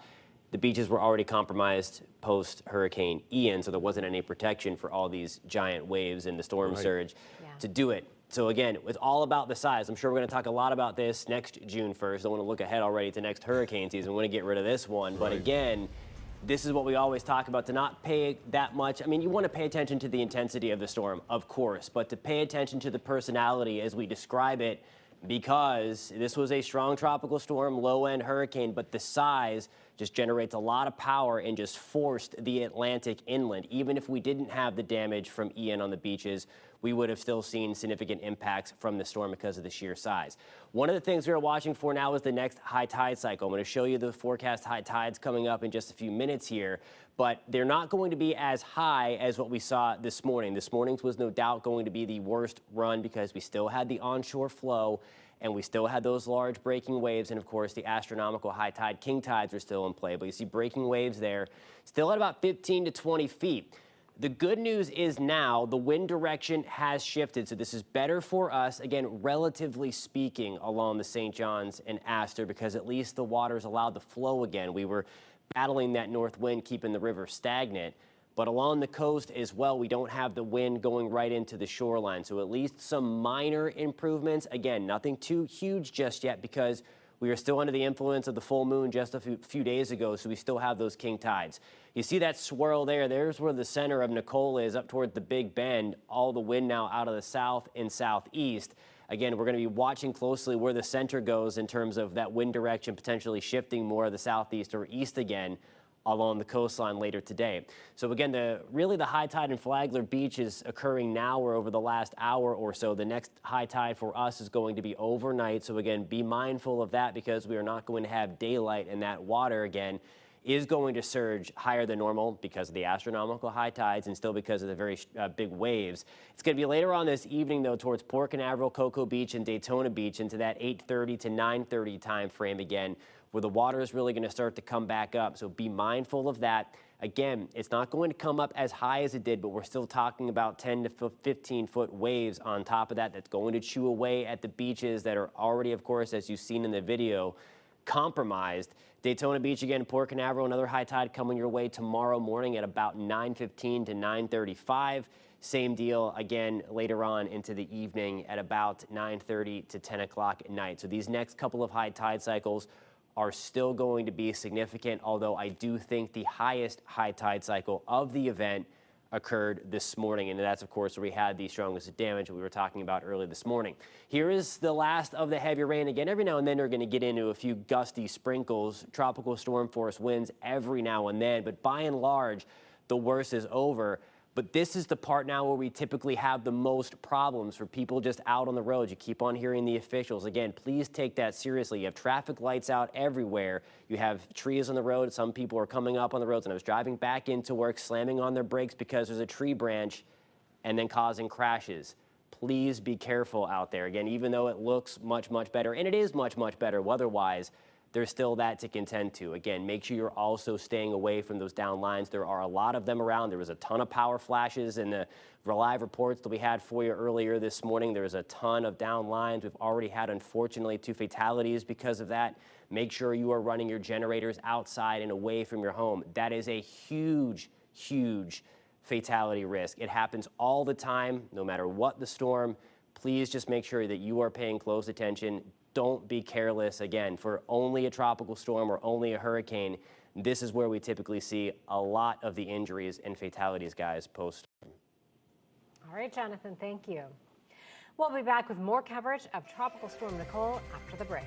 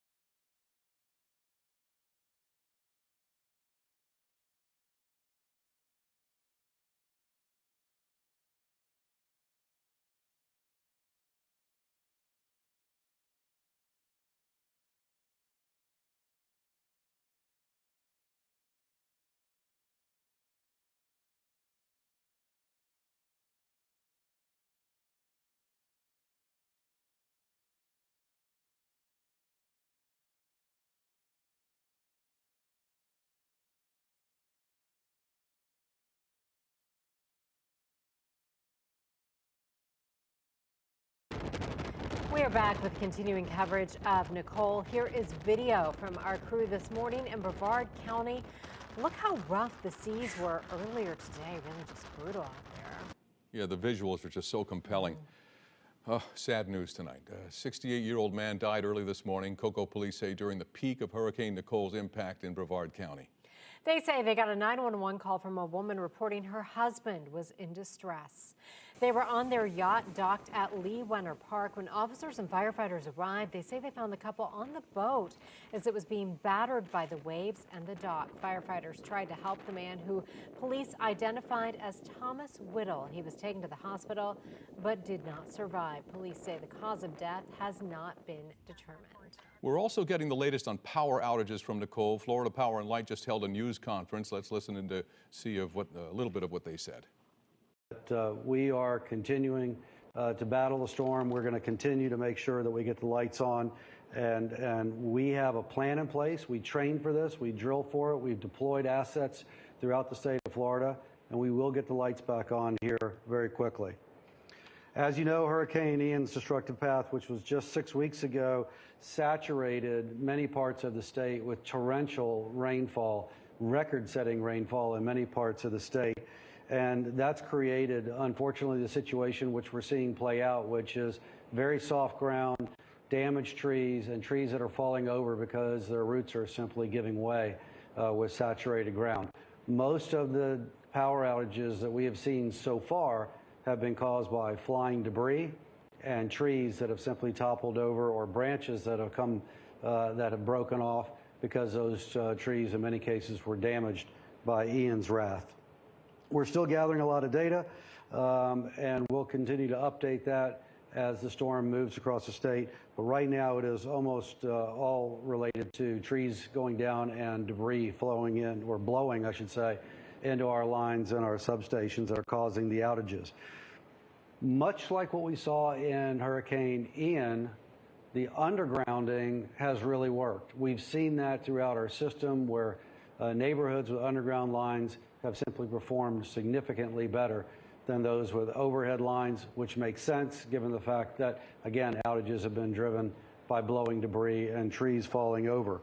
We've also seen how the investments in our smart grid technology has really paid off. Our smart grid technology and the devices that we've installed over the years have allowed us to actually restore many customers, tens of thousands of customers, during the middle of the storm when it was simply not safe to be able to send out crews in the middle of the high winds. So we're able to use that smart grid technology. We're able to actually reroute the power remotely and get the lights back on. And in those areas where you can't, we're able to sectionalize those lines and limit the number of customers who have the outage when a tree goes across the lines. Wow, impressive technology. I read about it, but seeing's believing. It really works. Yes, a lot of crews working very hard to get the power back on. Our storm coverage continues in just minutes. We're expecting an update from Orange County officials on the aftermath. An update next.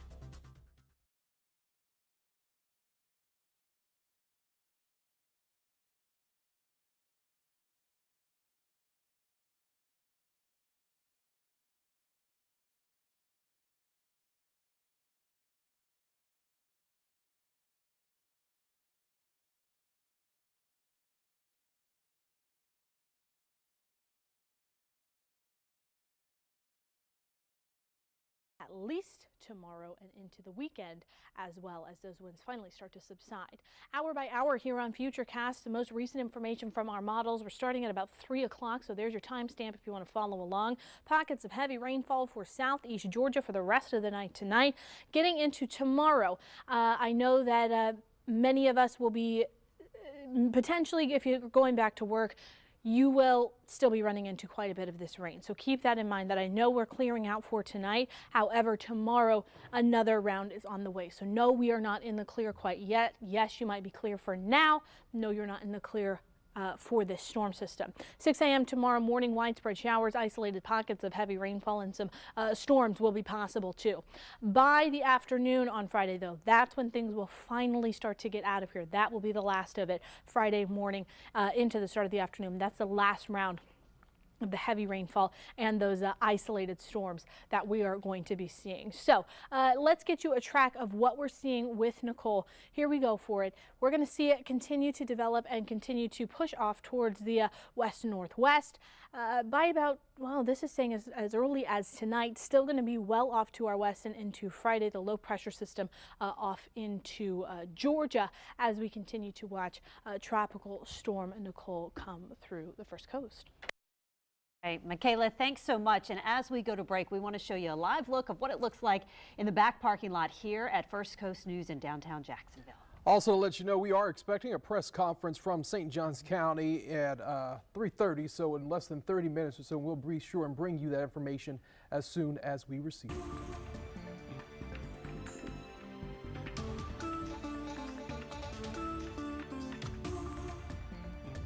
Further towards the north. Right now, it is making its way slowly out into the Gulf of Mexico, winds at 45 miles per hour. And yes, it's still racing. Northwesterly movement at 15 miles per hour, which is a good thing because it's going to get out of here even faster. I'll let you know how long this rain sticks around and when are the winds going to finally calm down for us. The golden question. I'll answer all those questions coming up here in about 5 to 10 minutes. Thank you, Justin. So even though we knew this wasn't going to be another Ian, folks in our coastal communities were still understandably concerned heading into this latest Atlantic storm. We have NBC2's Jennifer Vegelis joining us live in local from Carlos Circle right there on Fort Myers Beach, showing us how Estero Island and the folks living on it handled Nicole. People here tell me they're grateful that Nicole didn't damage their homes any further than they already were. Alex and Tiffany Nykirk weren't here for Hurricane Ian, but they let their neighbors stay in their home right over there. Those neighbors watched as 10 homes floated past theirs, including part of their own, which is now partially collapsed inward.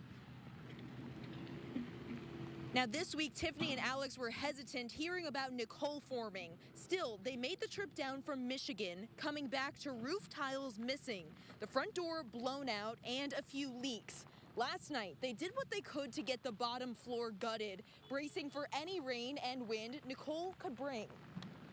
My first thought was another hurricane I was mad. Just hoping we didn't get a ton of rain and I wasn't chasing roof leaks and buckets all night long, so. We didn't get a whole lot of rain here last night, so it wasn't too bad.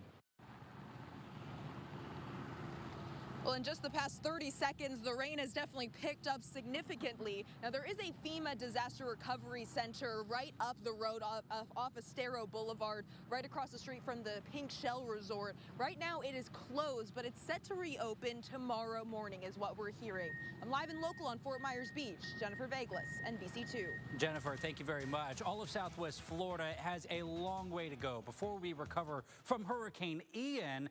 And while some places have taken huge steps on the road to recovery, others look like Ian just passed through even just yesterday. NBC2's Ryan Arbogast is joining us local today on the Bonita Bay, taking you on a boat tour of some of our most untouched areas. There's a house fully intact sitting in the water of Bonita Bay. It's been more than a month since Hurricane Ian came through, and yet nobody's doing anything about it. Oh my God. This is crazy. You've never seen something like it, you know? No, you didn't know what to expect to see on the water. You knew there'd be debris, but not like that. I mean, we just drove over a car.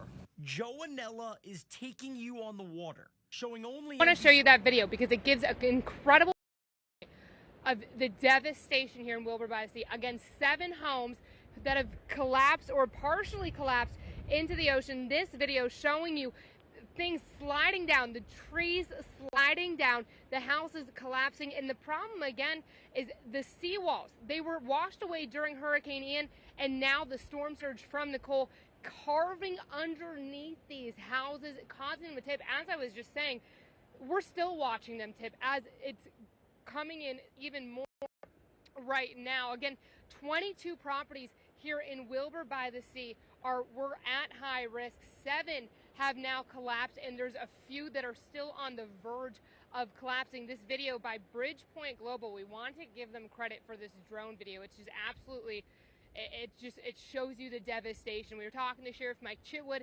He said it looks like from here up into Daytona Beach shores, down into Ponce Inlet. He said it looks like a bomb went off. They've never seen this level of devastation here in Volusia County from a storm along the coastline here.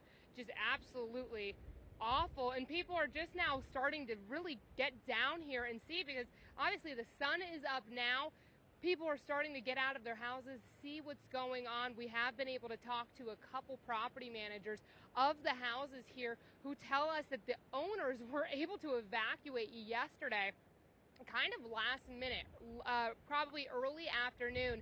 And when we were in one of these houses yesterday, the gray one, that is when it really started shifting. One of the property managers said around probably 11 a.m. yesterday, she started noticing the doors were not able to shut anymore. And now today at this hour, we are seeing it is right up now to basically the front doors, how far these dunes have caved in. So if we want to come back out to us real quick so I can kind of show you kind of how things are progressing, you know, from that video. One of those houses right here, again, within the last 30 minutes, part of it just fell in again. And then right here, I don't know if you can kind of see this pool. That's a pool that's sticking out right there. It is on like probably a couple dozen cylinder gray pipes that's keeping it up right now, but we have started to see those loosening up. And there's a house right beyond that. The sheriff's been saying the storm's not over. Though the sun is out right now, the storm is not over. Things are still falling down, and as you know, it's low tide right now, but as it comes picking back up, it's just going to keep adding insult to injury. We are seeing now condos collapsing up in Daytona Beach shores. We have a couple of those. They are doing emergency evacuations all along the coast here in Volusia County. Just heard from another couple condos. One condo, again, is right now being evacuated in New Smyrna Beach, Seacoast Gardens. They are getting 15 people out of that one because that one is at risk of collapsing. The county engineer is right now going up and down the coast of Volusia, checking every single building, making sure that if there are people in it, it is safe. And I mean, it's just incredible. Almost every 10 minutes, we're hearing about another building that has been deemed unsafe. So, you know, I'm sure we're going to be hearing a couple more, but that for now is the latest in Wilbur by the Sea. Back to you guys. I'm just curious, the high tide, are we still waiting for that? Because obviously the reason the company took that aerial, so people at home understand, they're making structural analysis. And as you show, Molly, great job. I mean, the erosion is phenomenal, and that's why they're giving way. There's nothing to hold them up. We're expecting high tide and more erosion. Are you seeing more erosion hour by hour? Yes, I mean, and that's the low tide again right now, but as the high tide was here just a few hours ago, that is when we're really starting to see even more erosion. And that's why I was saying, Sheriff Mike Chitwood here was saying, the sun's out, but the storm's not over, especially here in Volusia County. As the tide comes in, it's eating away even more at these dunes. So the engineer is going back and forth. He's looking. He's like, you know, just because this building was safe, you know, maybe a half hour ago doesn't mean it is now. So it's just a constantly moving cycle right now. Yeah, well done, Molly. It's a crapshoot. It really is. It's an environmental crapshoot because if they get another high tide in, not if, they will, the erosion continues and they may have to bail out. I think high tide again is around 8 or 9 o'clock tonight. Again, Jonathan, is that right? Yes. Yeah. Is so it? Oh. High tide around 8 or 9 o'clock. So we're going to have to watch it closely. And as Molly was saying, the inspector's saying it changes, you know, exactly. minute by minute. Yeah. It is just terrifying. Erosion, less soil, less room for the house, into the ocean it goes. Just go out to people dealing with that. Yeah. A little farther south in Brevard County, Nicole's relentless waves have seriously damaged the beach dune crossovers in Satellite Beach. That's just one of the many reasons officials are urging people to not walk on the dunes as the strong waves could come out at any time. News 6 James Bravero joins us live outside the Oceana condos. James, how's it shaping up there? It's the same story here, not to the level of devastation, Mike and Julie, but coastal damage is the story in Brevard County. And we're seeing it here in Satellite Beach because the oceanfront properties were built so close to the ocean in the first place. It's what a lot of people feared when the Oceana condos were built back in 2019. They had their critics for being built so close to the ocean. They're perhaps the most expensive properties to live now oceanfront in Satellite Beach. The cheapest property is going for over $1 million. In fact, a recent owner told us he just sold his property for that amount. He told us he's happy to be out of here now. As you look at the damage, oceanfront, Oceana condos, Satellite Beach on A1A. This is in front of the Satellite Beach High School is over on the other side of the street along with the public shopping center. And there's not much beach to enjoy for the people who are scoping around down there, looking at what they can see. You can't access that private beach access down there. That's for the Oceana residents. You can't even access the public access where we're standing at. You mentioned every beach access in Satellite Beach. There's 16 of them. They're still closed, and for the reasons you see on your screen. This one here, it comes to an abrupt end, and then there's about a 6-foot drop down to what's left of the sand, the remaining sand after Nicole swept a lot of it away. And the dune here is so exposed right now, you can actually see the foundation of Oceana. Oceana, again, it was built in 2019, years and years before there was a Sheraton here. Some locals tell us, I think it was before my time. There was just a recent beach renourishment project in this area with some of the other private condos. That was in 2018, so that's while Oceana was under construction. So for the residents of Oceana, whether they're renting or they own, this would be their first time going through this. You have to wonder if they considered that this could happen. Now, if you're local in Satellite Beach and you bought, or anywhere else in Florida, maybe you had an expectation that this is a concern, but for so many people who have moved to Brevard County, it's now a top 10 county in Florida in population since the 2020 census, probably a lot of owners from out of state. This might be catching a lot of them off guard right now, as we continue to see people just observing what's left here at Oceana. It's a really great angle.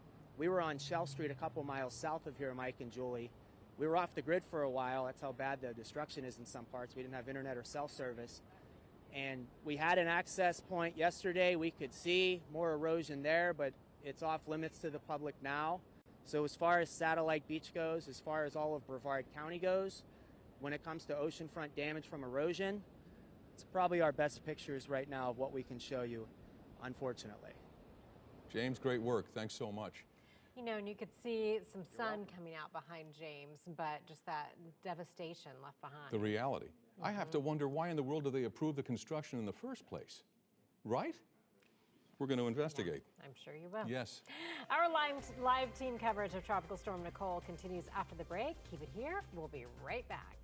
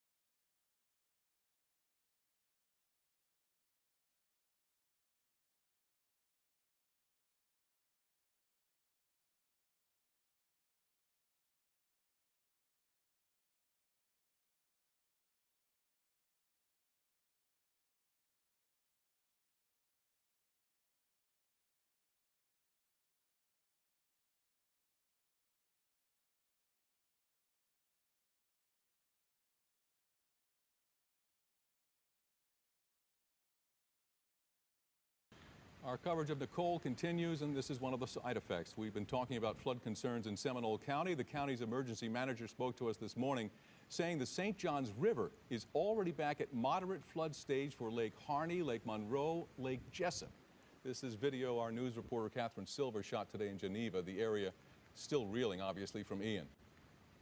We have the initial onset, which has already shown that it's already pushed us into moderate, and now over the next week, we're going to get all the tributaries, all the creeks and rivers that feed into the St. Johns.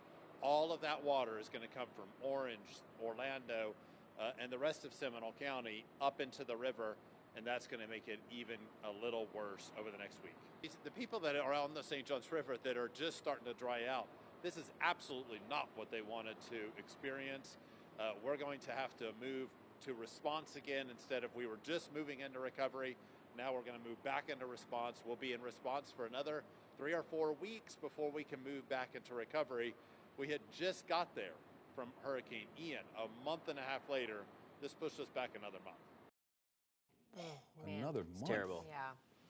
You know, I'm looking at that, and then how are they're going to have to pump the water out, I guess, and just living by these rivers. It's soothing, it's beautiful, Yes. and then this stuff hits. Jonathan, the environmental impact. I mean, you've watched this yeah. closely, right? Absolutely. And so every time we've got a rain, it exacerbates the situation. It doesn't. The St. Johns is such a weird river. It's one of the slowest flowing in the world. It flows from south to north. So when you get it to fill up and get really wide, it just takes forever to drain. And it's that slow, painstaking process that Alan was just talking about there. Is we get this to fill up. And again, we just got back into minor flood stage in Geneva, Lake Harney, of course, up the river in DeLand and Sanford. We were finally getting almost to minor flood stage. Right. In Astor, and now we're back into major again. And that was because of the storm surge today. Sure. If you notice, if you live around Astor, again, it took a long time for the water to rise to crest after Ian. It was a couple of weeks until we got our main water rise to get into that new record flood stage that we set. What we dealt with overnight and early this morning was the result of storm surge flooding. The river tries to move from south to north, but then it fights off that very strong tropical storm force wind out of the north and east. So as that battle was happening, just like a car crash, for lack of a better description here, the two come together, converge, and then the water just builds up. That's what we saw, and that's why the water rose so quickly all along the St. Johns. It crested to 4.52 feet, higher than what we saw in 2017 again in Irma. We were talking about that this morning. Again, the record crest set by Ian just a few weeks ago at 4.7. So didn't get there. It's all bad at this point. 4.3 feet is where we currently stand along the river. Again, we're in the purple there. That is major flood stage. We reach major flood stage at 4 feet. And you see, unfortunately, this is the slow process that we were just improving. Through Tuesday, we're still not moving much. And that's exactly what Alan Harris was talking about. So we had the onset with the storm surge, allowing the water to rise. And now all the water is going to drain into the St. Johns over the next several days and weeks, and that slow rise or really kind of holding steady over the next several weeks will continue.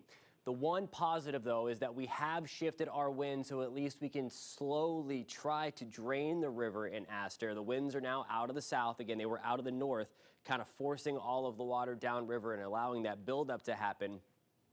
But nonetheless, there is the center of Nicole. You see the little swirly thing off to the left there, right over the Big Bend of Florida, or riding up into the Big Bend.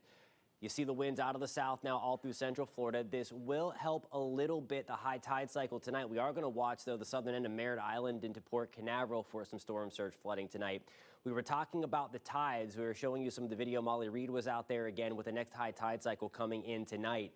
It's likely not going to be as high as what we saw this morning. This morning's was expected to be the highest. We were dealing with the astronomical high tide in addition to the winds being forcing the Atlantic Ocean on top of that. Now, we still have some of those tropical storm force wind gusts are closing in on most of the gauges now. Most of the anemometers through central Florida are now out of tropical storm force, which again is a positive sign. It's still breezy out there, but we can handle it. Now it's just about the post-storm impacts. And of course, we are extremely still concerned about the next couple of high tide cycles right along our coast. But again, the main component here, if we're looking for positives, is that our wind direction has shifted out of the south. That is significant, guys, as we really kind of look to stop the additional flooding along the St. Johns from getting any worse in the short term.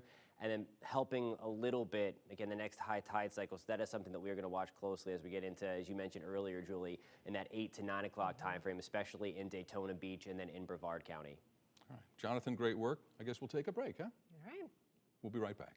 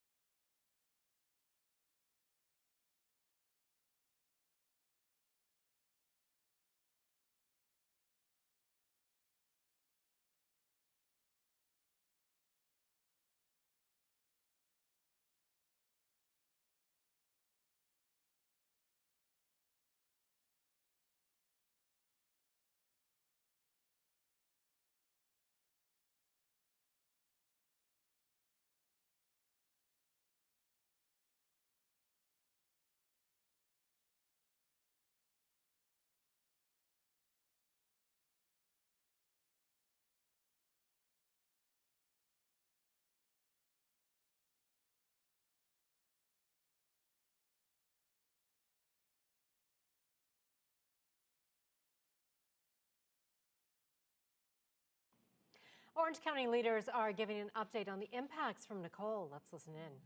That there's an opportunity to view today's press briefing in Spanish as well as Creole by going to ocfl.net/languages. Also to the Spanish-speaking media, if you have any questions in Spanish, we have the ability to do interpretations for that. And my special assistant, Ms. Ilia Torres, will be present for that. Our thoughts go out to everyone today as we have now experienced another major storm here within our community. Many neighboring counties have residents who have unfortunately lost homes due to beach erosion and flooding, and thousands of residents are without power, including those right here within Orange County. You're going to hear from our energy companies who will talk about the restoration of power in just a few moments. It is, however, with deep sadness that I say to members of our public for this tropical storm, Nicole, to date, we have 4 probable storm-related deaths in Orange County that have been reported. 2 people were electrocuted when they got out of their car in the area of Pershing Avenue this morning due to a down power line. The incident happened around 9:30 this morning. This really is a reminder to use extreme caution while out after a storm. Never touch a down power line. Always assume that it is a live wire. If you're driving and you see a down line, we suggest to you that you change directions immediately and call 911 so that officials can address the situation. The Orange County Sheriff's Office has advised us that they have an ongoing death investigation regarding that incident. In addition, there have been 2 other persons who died on our roadways as a result of a crash-related incident this morning. I'm told that the Florida Highway Patrol is investigating that incident that happened on the Florida Turnpike within Orange County. Since our last briefing, Tropical Storm Nicole was upgraded to a hurricane last night and made landfall as a Category 1 storm near the Vero Beach area earlier this morning. Orange County had sustained winds as high as 47 miles per hour and wind gusts as high as 66 miles per hour recorded at the Orlando Executive Airport. As anticipated, the worst of the storm for our county was during the early morning hours. While conditions have improved, we still expect to see windy conditions in the next few hours. We anticipate the storm to likely exit our area completely by around 4 p.m. or thereafter today. We ask that you continue to be cautious when venturing outdoors and traveling on our roadways. Damage assessment teams within Orange County are going out, and that will be an ongoing process for us. We are aware of several large trees that were down today and blocked roadways, and at least one fell on a residence. Thankfully, there were no injuries in that incident. Our crews have cleared most of the downed trees at this time. There were a number of intersections with traffic signals that were not working. Our traffic engineering teams have been working hard to get these repaired as soon as possible. If you come to an intersection where a traffic signal is not working or there's an issue, we ask that you please treat that traffic signal as if it's a four-way stop to be certain that you have the appropriate safety precautions. Orange County Fire Rescue teams are visiting nearly 100 assisted living facilities today to ensure conditions are safe at each location. Our shelters, we had great work being done by a team of volunteers at our shelters. Our 2 general population shelters and 2 special needs shelters house approximately 186 people overnight. A number of these people have been stranded at the Orlando International Airport when the airport closed operations yesterday, and quite frankly, they needed a place to stay. The need for emergency shelters due to the storm, however, have increased as the storm's intensity has decreased. The shelter located at West Orange Recreation Center will conclude its operations today at 4 p.m. However, the shelter location for general population at the Econ Center or shelter will remain open until further notice. I want to talk to you a little bit about the trash. People have called in to our 311 center and asked questions about it. So as a reminder, curbside collection has stopped in unincorporated Orange County, and the landfill and transfer stations are closed today, but we will reopen them tomorrow at 8 a.m. For customers in unincorporated Orange County, any form of trash, yard waste, or garbage pickup that was scheduled for today will be collected tomorrow. Regular Friday customers will now be picked up on Saturday. Residents who were scheduled for Wednesday's pickup will get their waste picked up next Wednesday. We thank you for your patience as we are recovering from now 2 storms within our community.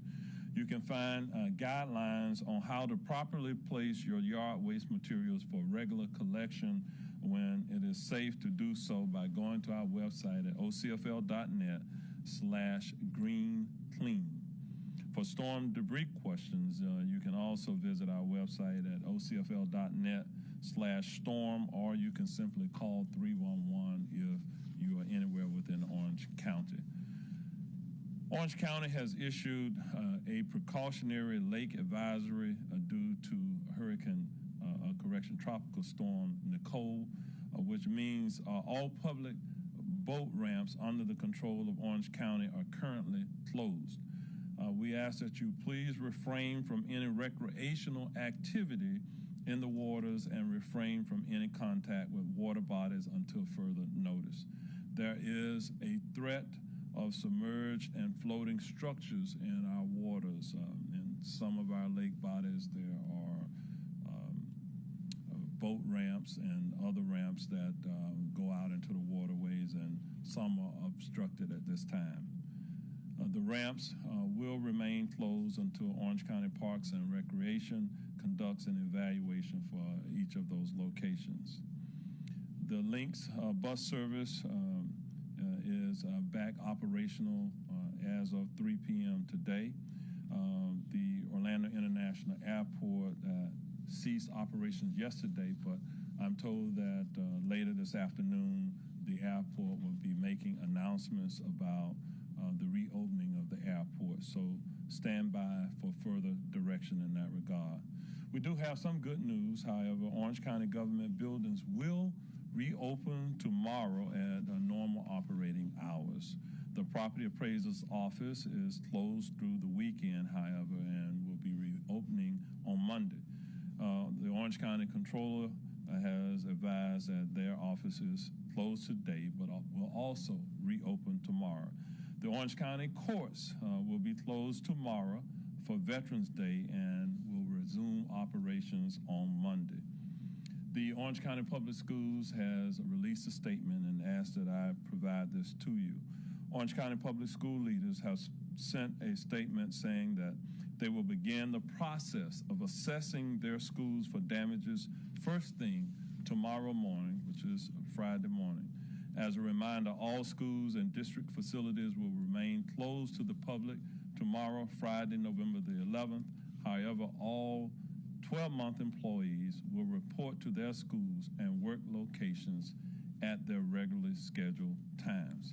At this point, I'm going to ask our energy companies to come forward. First, we'll start with the Orlando Utilities Commission, and Ms.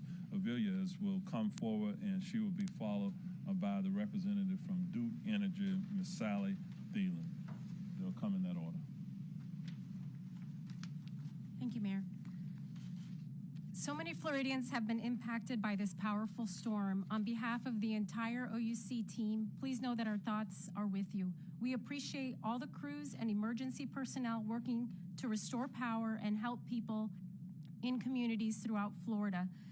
This morning, OUC's outages peaked at over 28,000 at around 8 a.m. Crews began work after winds had subsided enough for them to safely begin assessing our service territory and commencing power restoration. As of 2:30 p.m. today, we have approximately 13,000 customers that still have no power, which means OUC crews have been able to restore about 53% of our total outages.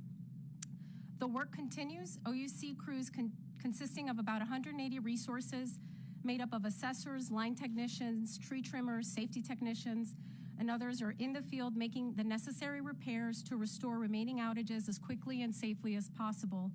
We also have water trouble technicians available to respond to water issues and actively working in the field. As a reminder, our electric restoration process begins with a focus first on critical customers, and then we make repairs that will restore power to the largest number of customers in the quickest manner possible.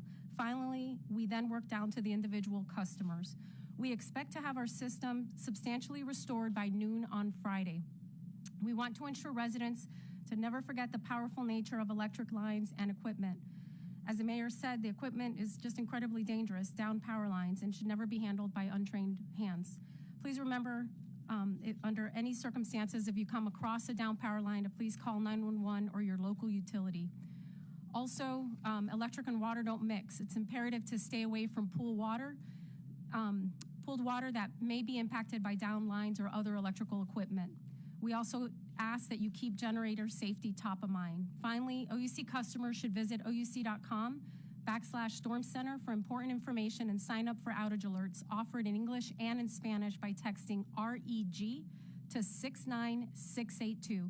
You can rest assured we are working as quickly and safely as possible to restore our customers. Thank you for your patience and stay safe.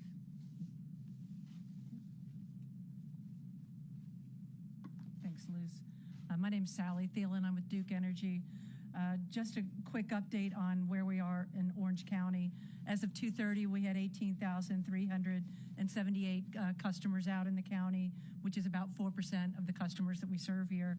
Just a reminder, from a restoration perspective, when Duke Energy is restoring power, like most utilities, we're going to go for the critical infrastructure, public safety, any kind of emergency, 911, that sort of entity first. Then we'll drill down into transmission line outages that we're able to restore the largest number of customers. Once we bring those in, then down to the distribution level, which is what would go out into the neighborhoods where we would do the individual homes as well. We do expect at this point to have about 90% of all of our outages restored by midnight tonight.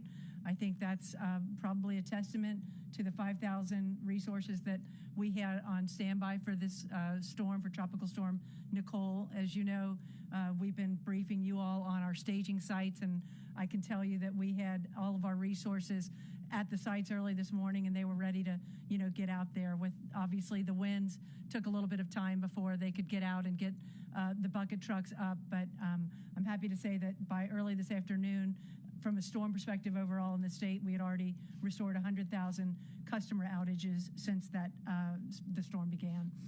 Additionally, just to reiterate, can't say it often enough, that the down power lines are critical to make sure that you steer clear, call 911 or your local energy provider, just to make sure that we can keep everyone safe, and certainly generator safety. Make sure that you're operating any generator that you might be utilizing if you're experiencing a power outage safely. Make sure you're utilizing the utilities or the manual for the installation properly of that device, and ideally have it installed by a licensed electrician just to make sure that everyone stays safe. That's our briefing from Duke Energy, and we'll be happy to take any questions later if you have them. Okay, we'll open it up for any questions at this time. Just as a reminder, if there are any questions by the Spanish-speaking media in Spanish, then we will accommodate that. So, any questions?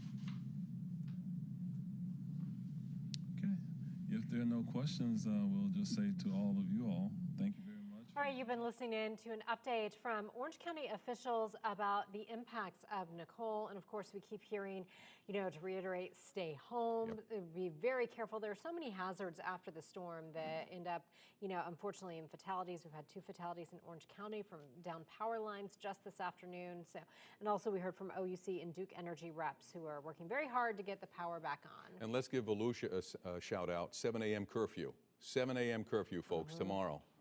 Yeah. Listen to them. All right. We are staying in Volusia County, where a dam in Port Orange breached. Crews are issuing precautionary evacuation. News 6's Catherine Silver standing by. Catherine, you spoke to the mayor just about an hour ago. What's the situation there now?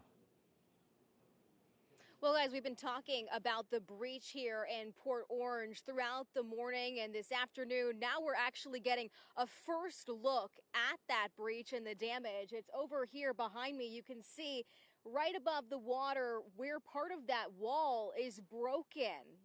Part of it now facing kind of towards the southeast side. We've been watching as they've had a diver in the water here doing some damage assessments. The mayor told me they've been working on emergency repairs. The first step is to have engineers come out here, see what the actual problem is, and assess how they could fix this situation. Right before we came live with you on the air, the diver got out of the water. We've been seeing him in and out for probably the last 30 minutes or so, and then as the water has started to recede just a little bit in this area, that's when we were able to finally get this visual of the damage. I'm going to point out, if we can zoom in on the marker in the water, one of these metal poles that is sticking out in front of where that wall is damaged. When we first showed up here, we could only see the top sliver of that metal in the water. Now we're seeing more and more, so there is some relief here. When I did speak with the mayor, he told me that relief was brought on by the change in tides. High tide was around 11 a.m. Water from Rose Bay was flowing back through this drainage system because of the breach here and right into the neighborhoods, and that is what created concern. It is what triggered voluntary evacuations for homeowners in this area. We've spoken to a lot of them throughout the afternoon. They say they want to stay. When we asked why, they said simply, this is our home. We were here through Ian. we saw things flood. We want to keep an eye on it and know what is happening in our own front yards. And as we've looked at those yards, we've seen in some cases water just inches from people's homes. Hopefully it is getting better. Of course, another tide coming through tonight has the city concerned. But when I spoke to the mayor last, he seemed hopeful that the worst was over, that the worst was this morning. And now that we're working on these assessments, hopefully some repairs will happen and they can get this fixed. And that will, of course, bring a lot of relief to hundreds of families who live in this area. I'm live in Port Orange. Catherine Silver, Getting Results, News 6. Catherine, nice work. Boy, I get it. They want to see their homes, stay by their homes. I don't blame them. Nice work, Catherine. Listen, we want to show you new drone video we obtained of the devastation Nicole caused in Wilbur by the Sea in Volusia County. At least 7 beachside homes collapsed. Julie and I have looked at this a couple of times. Yeah. They were among the structures officials have been monitoring after Hurricane Ian. Volusia County Sheriff Mike Chitwood described it saying, looks like a bomb went off. Boy, that called it, didn't it? Yeah. He says even more homes could be destroyed by the erosion. We obtained this from Bridgepoint Global. These guys took this, they brought a video team in they use all the time because they're assessing the structural damage. And every guy I've talked to said the same thing. They have a team of 22 who assess not only Florida, but the state of Texas. I mean, coast to coast. If there's a coastal area, they've been there. The prime spokesman for this team told me they're anticipating 100 structures, high-rise and homes, that will be impacted by this. So, yeah, they're sitting there right now, but remember we talked about the high tide. Yeah. Julie, what did you tell me? When does the high tide come in? Another high tide cycle between about 8 and 9 o'clock tonight. All right, so take a breath, because if that happens again, we have more erosion, we have more structures that are impacted by this. Not theoretically, they will be. So that's why this video was taken, not from a news perspective, but a scientific perspective. And at 5 o'clock, I'll have a special report with that team and state leaders. We'll do it again at 6 to give you another vantage point. In fact, at 11, we'll have even more perspective on this. So you should look at this, soak it in, because this is what we'll be dealing with not just tomorrow, but for weeks ahead. And it is such a different perspective seeing that drone angle versus what our crews were able to capture on the ground there. And that just really shows what we're dealing with and what those families are dealing with. No, I'm glad you brought that up. Molly Reed, who did an outstanding job. Remember, you're dealing with the 2-dimensional snapshot. She was giving you one perspective, ground level. This gives you a sense when you hear erosion. Well, what does that mean? There it is. There's no earth left. There's no place for the structures to stand. And what happens is you have the fracture of the foundation, and after that, they give way, one by one by one. And state leaders told me they thought they were going to be in the hundreds. Right now, it's in the tens, and they're thankful for that. Can you imagine? They knew this was coming. They just didn't think it was going to happen this soon. Yeah, just incredible video there. Yeah. All right, are we heading to Jonathan, or are we heading to break? All right, our coverage of Nicole and the impacts across the area continues next.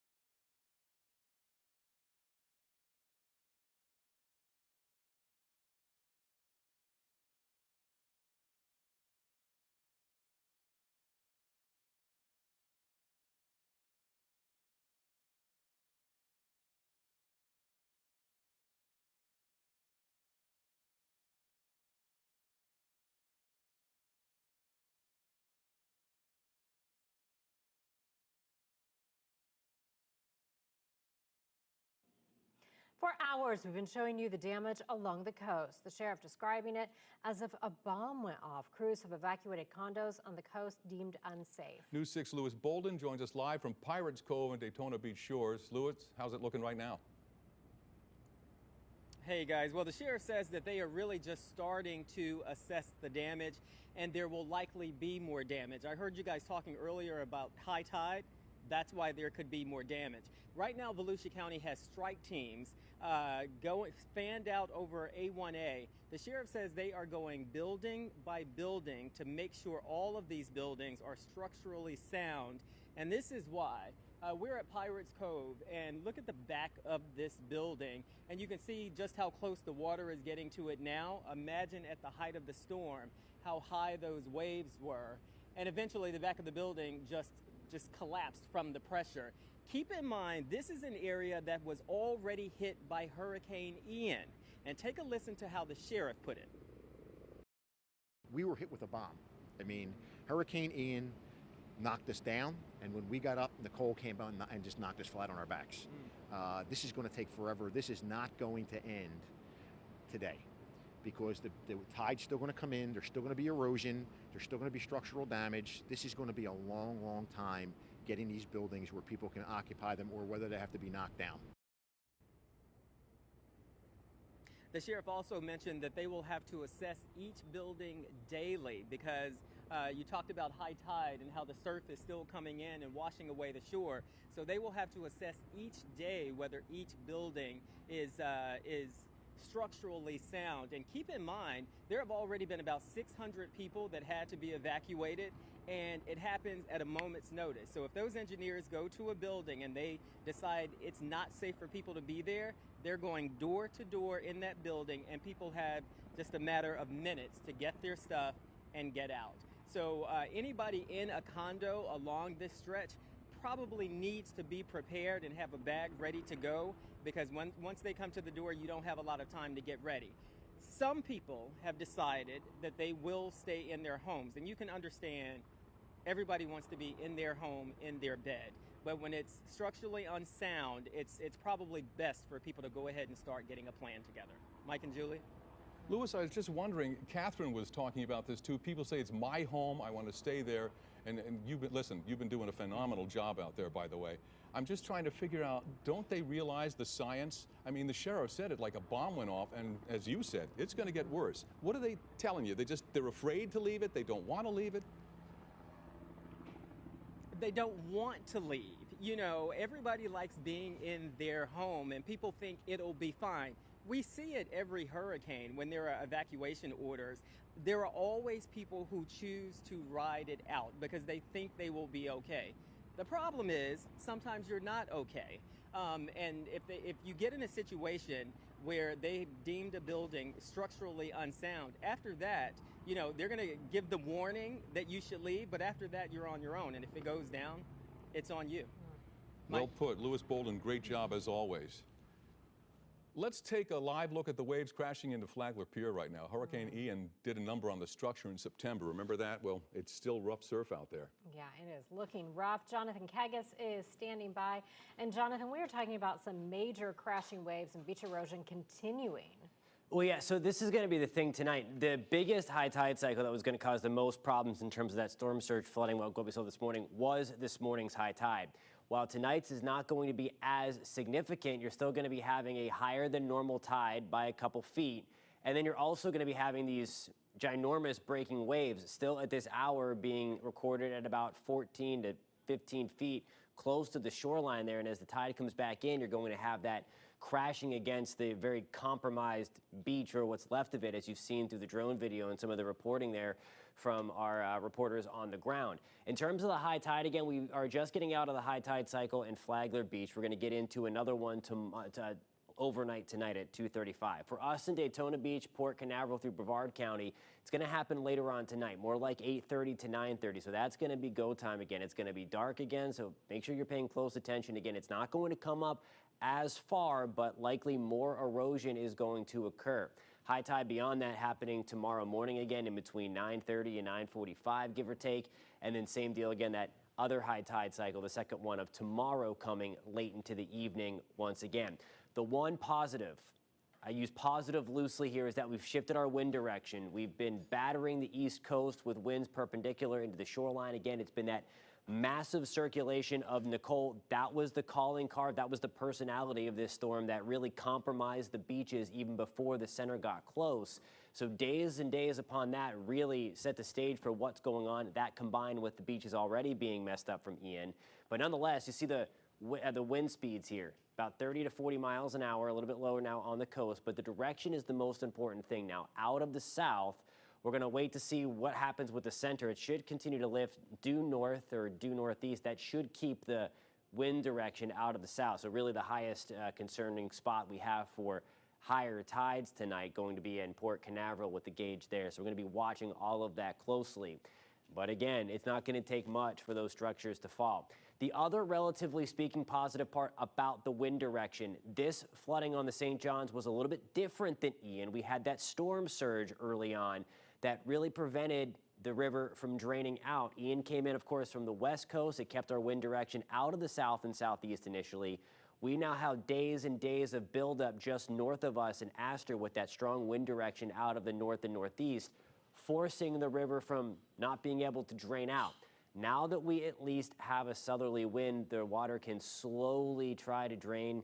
The problem is, and Alan Harris has talked at length about this, is now all the rain from last night to a tune of 3 to 6 inches that fell within the basin and the tributaries have to drain.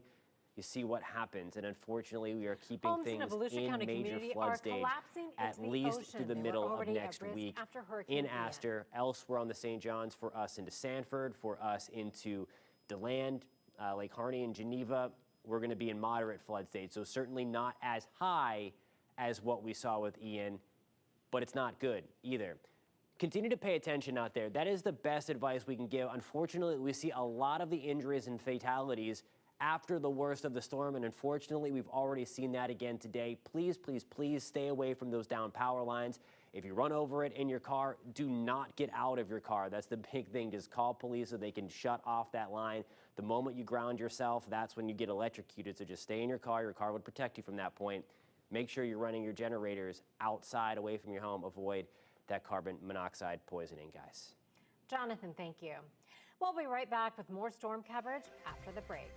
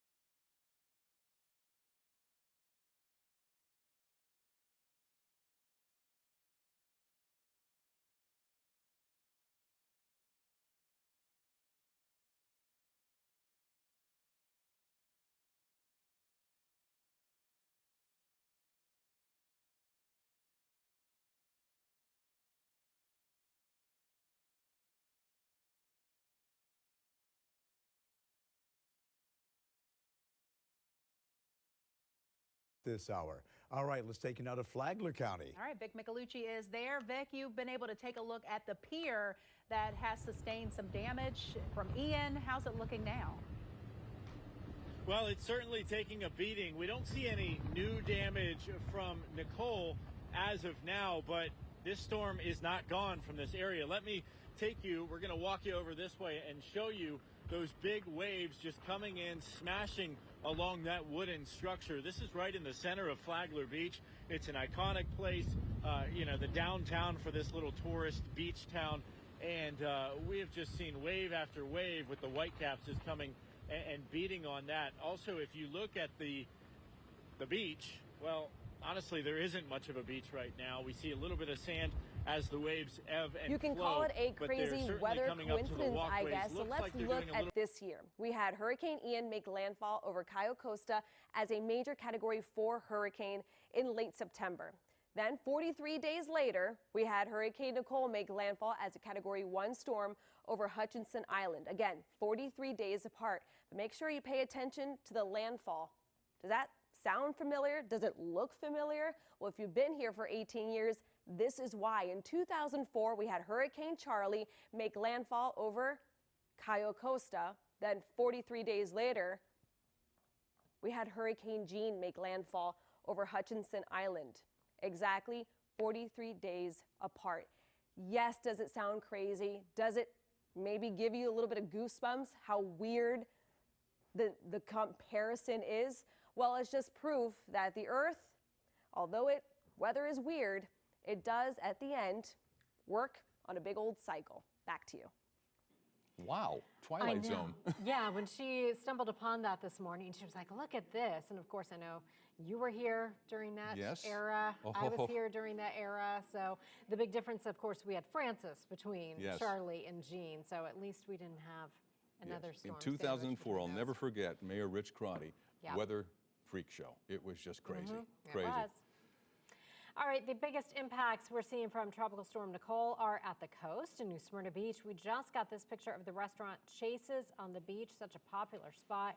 You can see the wind and rough surf have ripped apart the deck. High tide not helping out that situation. Our storm coverage continues in minutes. We are expecting an update from Orange County officials on the aftermath. An update coming up next.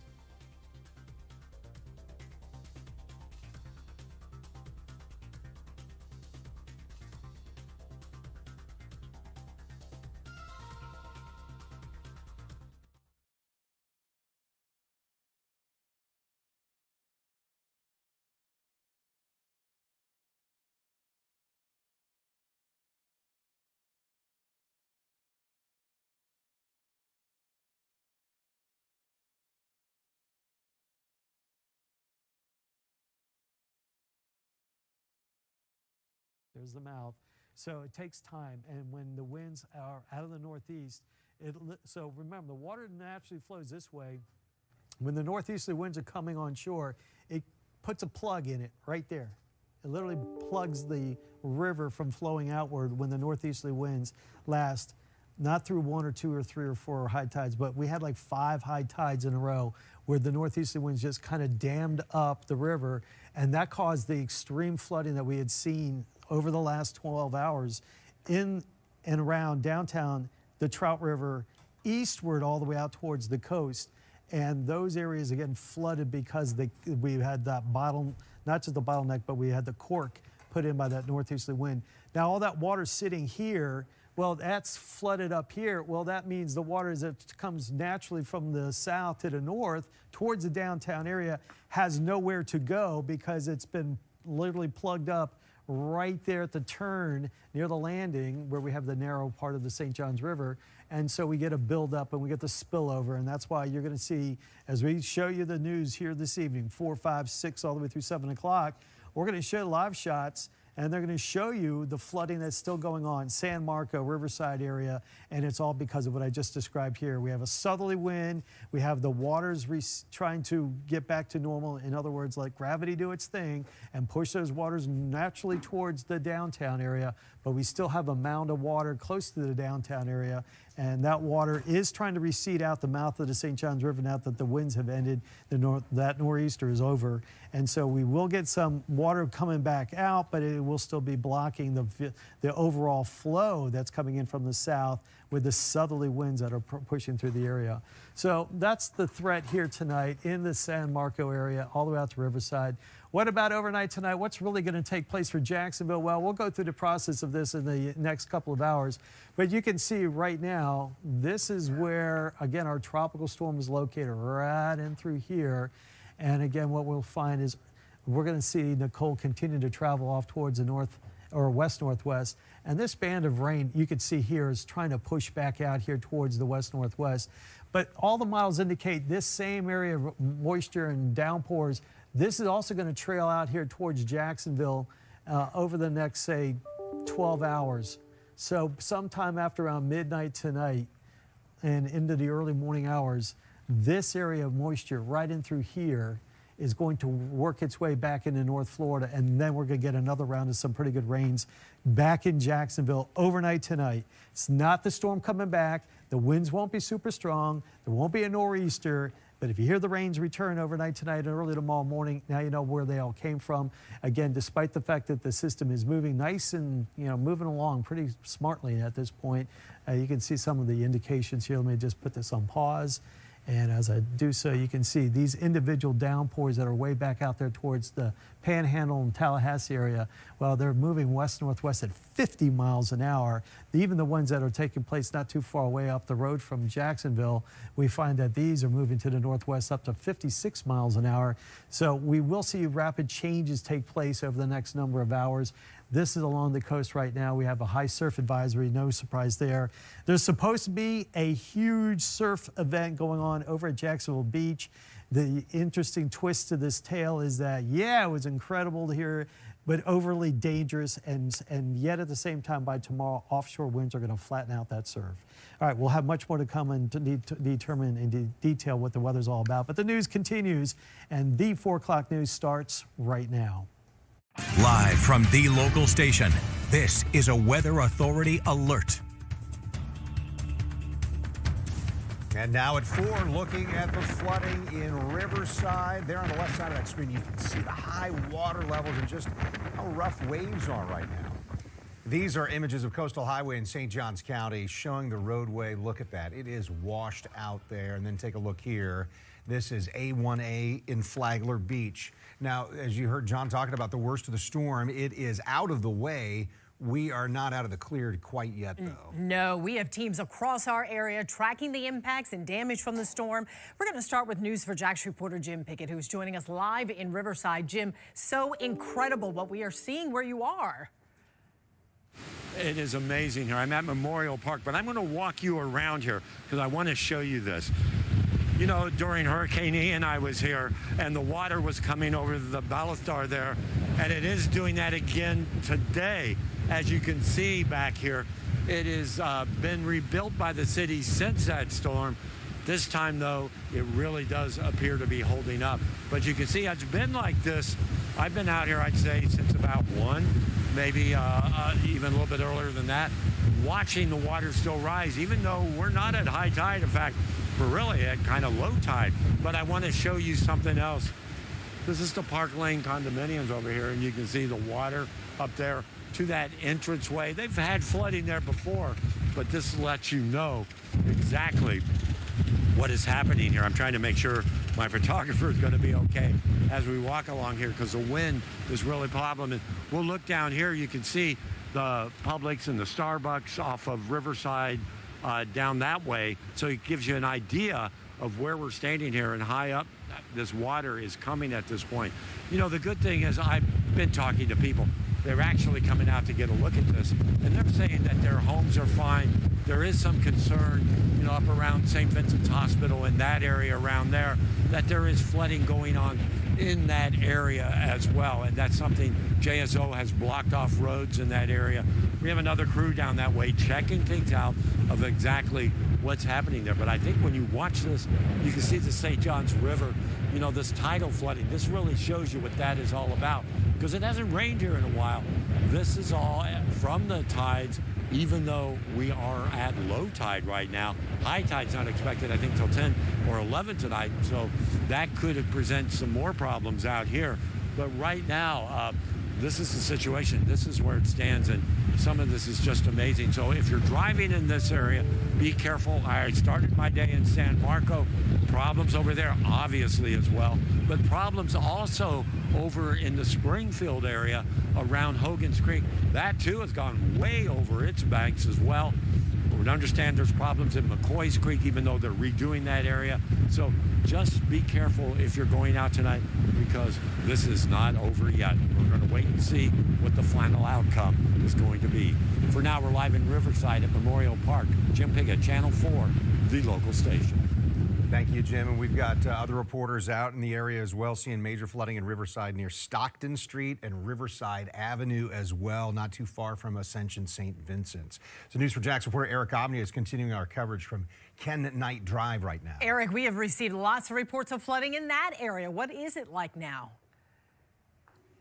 And the reports are accurate. There are lots of flooding in this area. Multiple homes along Ken Knight Drive that butt up to the Ribault River unfortunately have significant flooding. Right now, I'm inside the home of Velma Aiken. As you can see, this is her backside. Look at all this water that is in here. Now, we have been here for the past 30 minutes. The water has gone down, but when everything started coming in, look at this. This is how high the water was earlier today when it was coming in at its highest point. That's about 1.5 feet off the floor there. And I'm going to show you something else. This is the back side here.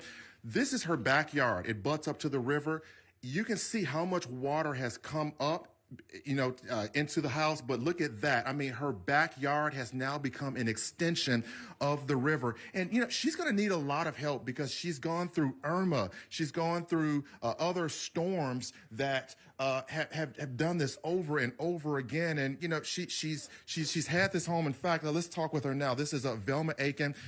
I know you and I talked. You said you've had this home for more than 40 years. It's paid off.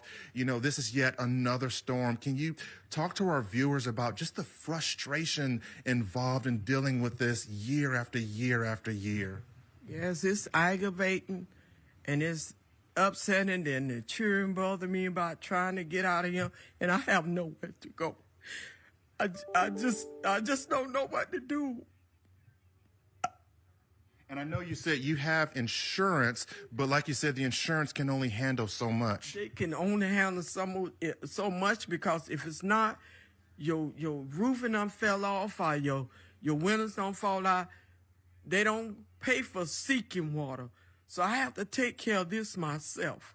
And hopefully, if you can bring this will be a situation where some people can help. I know I've just been on the phone with one of our web producers. We put her phone number out there because she's going to need a lot of help, and she's hoping that there is at least someone out there that will see her story, hear what she has to say, and hopefully volunteer to help to come get, a lot of this water out of here. Because just remember, this is low tide right now. This was obviously, like I said, much higher, but this is low tide. High tide comes back in later tonight, and God only knows how high this is going to be. I know I'm going to step through you here because I want to show you guys something here. Luckily, the water didn't get this far into the house, but during Irma, she says that water was about up to here. If you see like where my hand is, it was up to here. So fortunately, she doesn't have much damage back here. Most of the damage is going to be toward the back of the house. But we're going to come out here, and Jim, I'm just going to ask you just to be really careful as we walk out here because I want to show our viewers just how much water is out of here. Now, again, some of this has subsided a bit. You can come on, Jim. We're going to come down. Some of this has subsided a bit. We've been here for a little more than 30 minutes. When we first walked up here, the water was definitely much higher than this. But come on out here. And our viewers can see that there are multiple homes that have been impacted, multiple homes that way along Ken Knight Drive. And if we swing the camera the opposite direction, multiple homes this way. All right, come on, Jim, come on out some more here. I want to just bring our viewers, because I want our viewers to have an understanding of what it is these people are going through. And you have to bear in mind that the woman I just spoke with, Miss Aiken, she owns her home. She has insurance. Many of these other people here, they are renting these homes. They don't have renter's insurance. This is all that they have, and they're on the verge of losing it. We'll come out here some more. I remember I was out here just after Hurricane Irma when all of this was completely underwater. First house down there, there's a gentleman that I knew. I just found out that he has evacuated, but he was in his house. He's the same gentleman I spoke with after Hurricane Irma who woke up and had 4 feet of water inside his home. And again, all of these homes, they are literally within feet of the Ribault River. So when you get stuff like this, when you get a hurricane, you get a tropical storm, and you, especially during a king tide, this is what happens. And it's not just here. Around, so you see where that park is right here, just around the corner there? I'm told that there are 5 more homes with significant flood damage. Of course, since we've been out here, there have been some people that have come out here. They've gone door to door to talk with people, ask them what do they need. I know there was a couple of women that were out here that were talking with Velma, asking her if she needs to leave, they can hopefully find a place for her, or at least take her to a relative where she can get some help to keep her away from all of this. Because again, we're still talking about, this is like low tide. High tide hasn't even set in yet, and that sets in sometime after 10 o'clock, closer to 10:40. So God only knows what this is going to look like later tonight and into tomorrow. Of course, we're going to have more on this coming up later tonight. Reporting live from the Ken Knight area, Eric Avignon, Channel 4, the local station. Eric, thank you so much. And thank Miss Velma for us, for talking with us and taking us to her home. Just makes your heart break for her. You want to go in there and help her and save her, but you know that area is so prone to flooding. Fortunately, it did not get into her home this time, but as Eric said, we've got another high tide coming up tonight. Yeah, as a matter of fact, let's show you some video right now from New Smyrna Beach and what's happening down there. This is live. And yeah, it's difficult to see there because of probably all the moisture on the lens of that camera, but you can see the beach erosion that's happening down there, New Smyrna Beach, and this is happening all up and down our coastline right now, John Gahn. It's amazing what you're seeing here. And again, things are improving. That's down south, but the damage was done back to their pier as well. A lot of piers have been destroyed over the last 5, 6, 7 years. Of course, multiple storms and like, a lot of debris. And you know what catches my attention here? I know this pier enough to know that the wave action in the foreground shouldn't be there. That's usually sandy beach.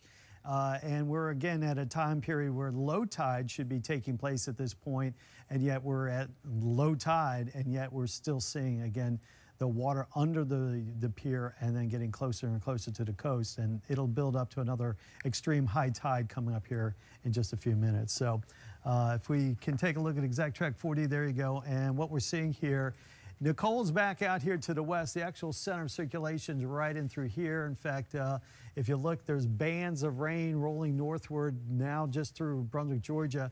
These little arrows represent some of the more impressive downpours that are taking place. Some of them are showing rotation still, and there is a tornado watch that was in effect north, but it's now just a tropical storm warning that is in effect north of town. There's a tornado watch, I should say, until 7 o'clock here this evening. Again, in Georgia, from Brunswick all the way back out towards Savannah, and it's for this band of rain in through here. So putting this into motion, just give you an idea of where everything is stacked up right now and how things are playing out. And that includes for the people out there in the Ken Knight Drive, Trout River, back out there close to the Ribault River, which is near Ken Knight Drive, and then all the way out towards St. John's. And then this is the whole region here. And the bottom line is we have these southerly winds and southeasterly winds pushing water in the St. John's River now towards the north. And that water is converging from waters that were left over from the nor'easter. Remember, the nor'easter had been pushing waters into the Trout River, into like the Ribault River, and again, all the way extending back out there towards the, St. John's River in downtown, Talleyrand, Dames Point, Mayport. And so these areas all saw the worst of the early flooding.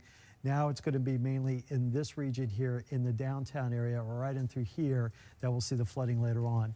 These rains here back out to the west, believe it or not, will be coming back into our forecast. We'll look at that here in a few minutes. Let me clear all this out and just kind of get you back to where, again, the conditions for us here tonight are better.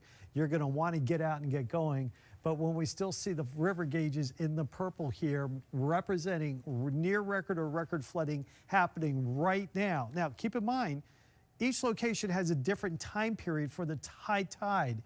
So right now along the coast, and this is out there near Mayport, all the way back out towards the Dames Point Bridge, they're at low tide, and because the northeastern winds have stopped, that water started to back out into the Atlantic Ocean, so these are dropping levels here. But then we're out here towards the Trout River, and this is where the water level, you saw in her home that the water levels had dropped because, again, they're going towards low tide there, so it's an improvement.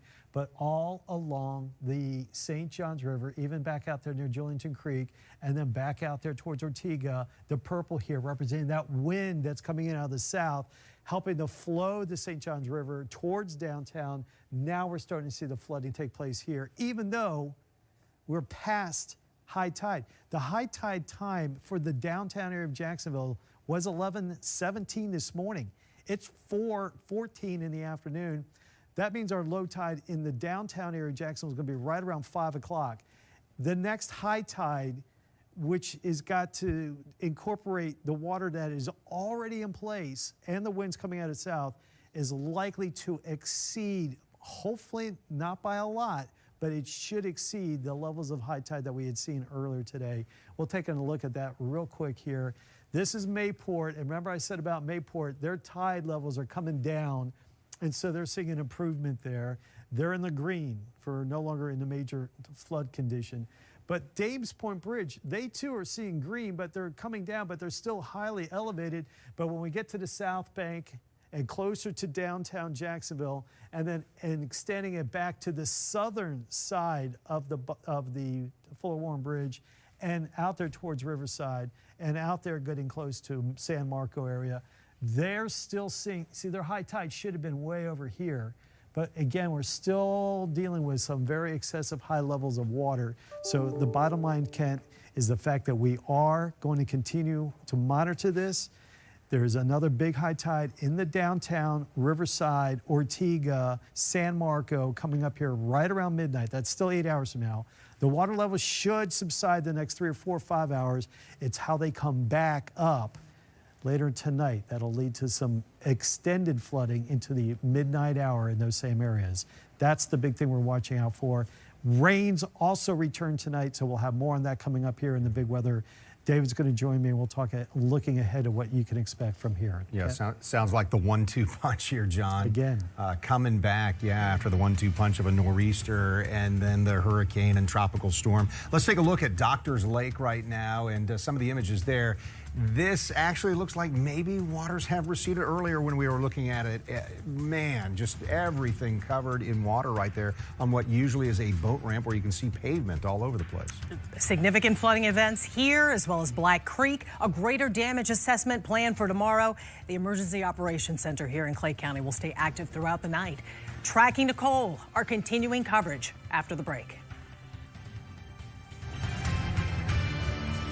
Whiskey, Wine, and Wildlife, presented by Publix, November 4th through 6th. Tickets include unlimited tasting bites and drink samples with a souvenir glass. Enjoy live music, wildlife, cooking demos, and more in beautiful Volano Beach. Visit whiskeywineandwildlife.com.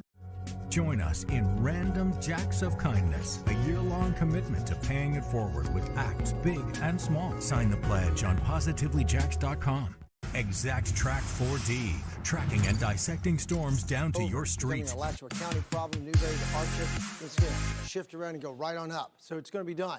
We're going to stop talking about the rain from this and start talking about what is left. There is still a tornado watch box, but it's north of Jacksonville now, not affecting us at all. All of our tropical storm warnings have been discontinued now because obviously the tropical storm is gone. But some of the wind gusts are still around. Gusty wind conditions, 29 in Ocala, 32 in Orlando, 24 in Melbourne. Here's another look at that. 35 mile per hour wind gust in Leesburg, 29 in Ocala, 40 in Gainesville, 28 in Lakeland, 24 in Melbourne. Wind gusts per hour, we're going to start to dial it right on down. We're holding in the upper 20s, low 30s now. But as we go through the night tonight by 4 in the morning, it's all going to be good. We're going to be back to just breezy conditions. And then tomorrow, everything starts to go the right way. We want to put in a word to give you the pay attention word. You got to remember, so many people get injured. I remember covering hurricanes all the way back to 1989 with Hurricane Hugo. More people got really messed up trying to clean up after that hurricane. That's when it first became painfully aware to me that more people really hurt themselves afterwards. So stay away from down power lines. Run your generators outside of your home. We stress that every stinking year during the hurricane special. The generator cannot be in your garage. It's got to be outside. Use flashlights instead of candles if you can, because candles will start a fire just like that, easily enough. Be careful. Stay out of flood waters. Don't let your children walk through that trash. There's sewage in there. Please don't do that. And stay out of damaged structures. It's not worth your time to try to go in and see what's left. Okay, let's go ahead and knock out the pinpoint forecast for tonight. It's going to be breezy out there in Central Florida. The overnight low tide tumbles to 71. Winds are going to shift around to a southwesterly flow. They kind of already have. Still going to be blustery and breezy from the southwest at 15, gusting to 25. Here is tomorrow. Your forecast is sponsored by Freedom Health Medicare Advantage plans. Much better day coming on for tomorrow. Much better. 81 degrees by noon tomorrow. Rain chances are still mentionable because the storm will be well to the north. The trailing moisture behind it could touch off a 20 or 30% chance of rain. High tomorrow, 83, which is actually still above normal. Here's the 7-day outlook. Low tonight, 71. High tomorrow, 83. Then look at Saturday and Sunday. Yowza! That cold front that's going to push this storm racing up the northeast coast really does a number for us. Saturday, 83, but Sunday, 78. Come to Papa. Monday, sunshine, 79. Tuesday, 83. And Wednesday, 79. So we've got some good weather coming up. It's finally going to feel like football time. All right. The Mamas want it too. Thanks, Tom. Well, coming up, we'll take a look at how the theme parks are reopening and the impacts the storm is having on a big upcoming event set to open this weekend. You're watching News 6 at 4, getting results. We'll be right back. This portion of the news is sponsored by BFAR Contracting.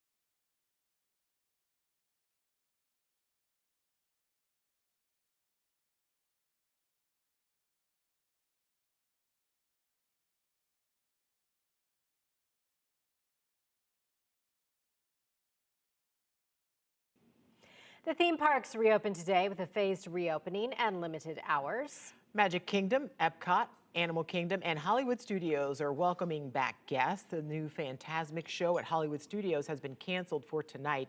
Universal Orlando and Islands of Adventure have reopened with limited experiences. Volcano Bay remains closed today. Both SeaWorld and Aquatica will remain closed for today and plan to reopen tomorrow. NICOLE's impacting the upcoming Electric Daisy Music Festival. Tent signage and debris could be seen across Orlando's Tinker Field. The three-day festival is still slated to begin tomorrow. We reached out to organizers about any potential delays or other changes because of the storm. Of course, we will let you know if we hear of any changes. We have more coverage on NICOLE's impact here in Central Florida. So coming up, we'll check back in with the Wilbur by the Sea area, where homes are collapsing into the ocean. Plus, the storm also caused part of a complex in Daytona Beach to fall apart. We'll have a live report on what we're seeing. We're getting results on News 6 at 4 and clickorlando.com. Keep it here. We'll be right back.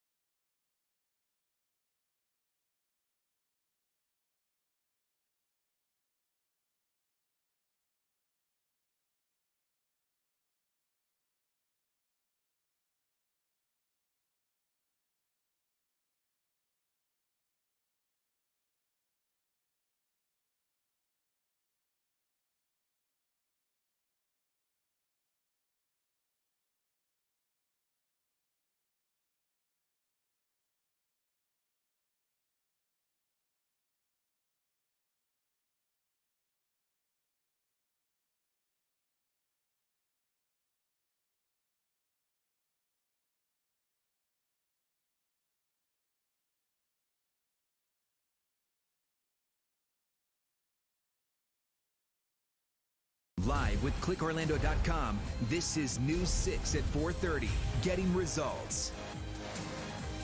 Well, this is a live look now, and look at this video. This is the City of Flagler Beach's camera. NICOLE's wind gust lashed the pier. It was already damaged during Ian, and then when part of the pier, it was just torn off during that storm, and this is not looking any better. And people were coming out yesterday because they were concerned because this is such a beloved landmark. Yeah, it's iconic, and it's just, you know, getting battered again out there. Yeah, it's tough to see.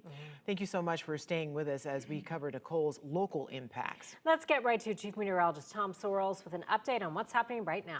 Okay, we're trying to get rid of the storm system. The Hurricane Center put out the 4 o'clock advisory about 30 minutes ago, giving it 45-mile-per-hour winds, gusting up into the 60s. We don't have that much wind left. We have wind. It's plenty blustery, still causing trouble, but it's not like that. It's way over here around the Big Bend area, racing up through the Carolinas tomorrow, on its way to the northeast by Saturday. So if you're traveling up north, you might encounter this if you're going up north this weekend.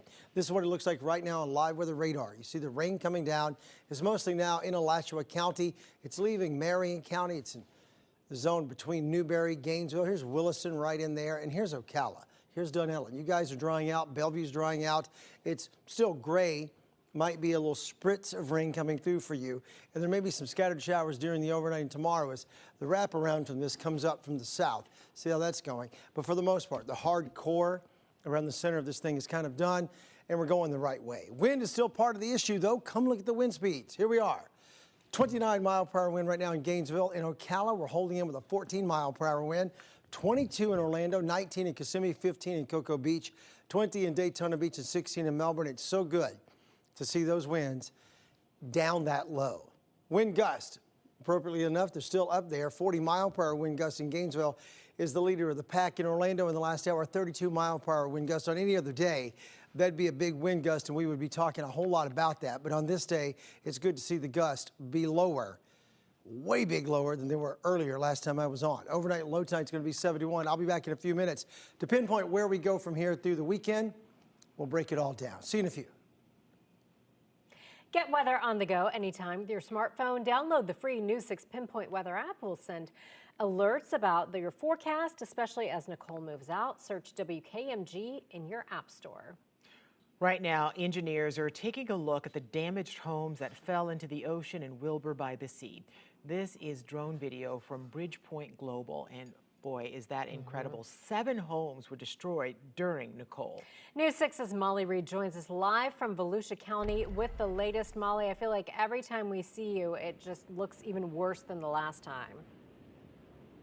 Yeah, I feel the same exact way. I mean, we just got on the beach about 45 minutes ago for the first time today because the tide finally went down and we're starting to see some of the other houses that we at first could not see because there was no vantage point to them, but now we're starting to see them. And Ginger, you were talking about how the county engineers were going up and down, and we just saw one. They're taking pictures, they're going around because, as they've been saying, just because something is safe right now does not mean it will be. And I think this house behind me is probably one of the perfect example of that. We were talking to some colleagues who were standing up here, and you can see half of the house is now down here.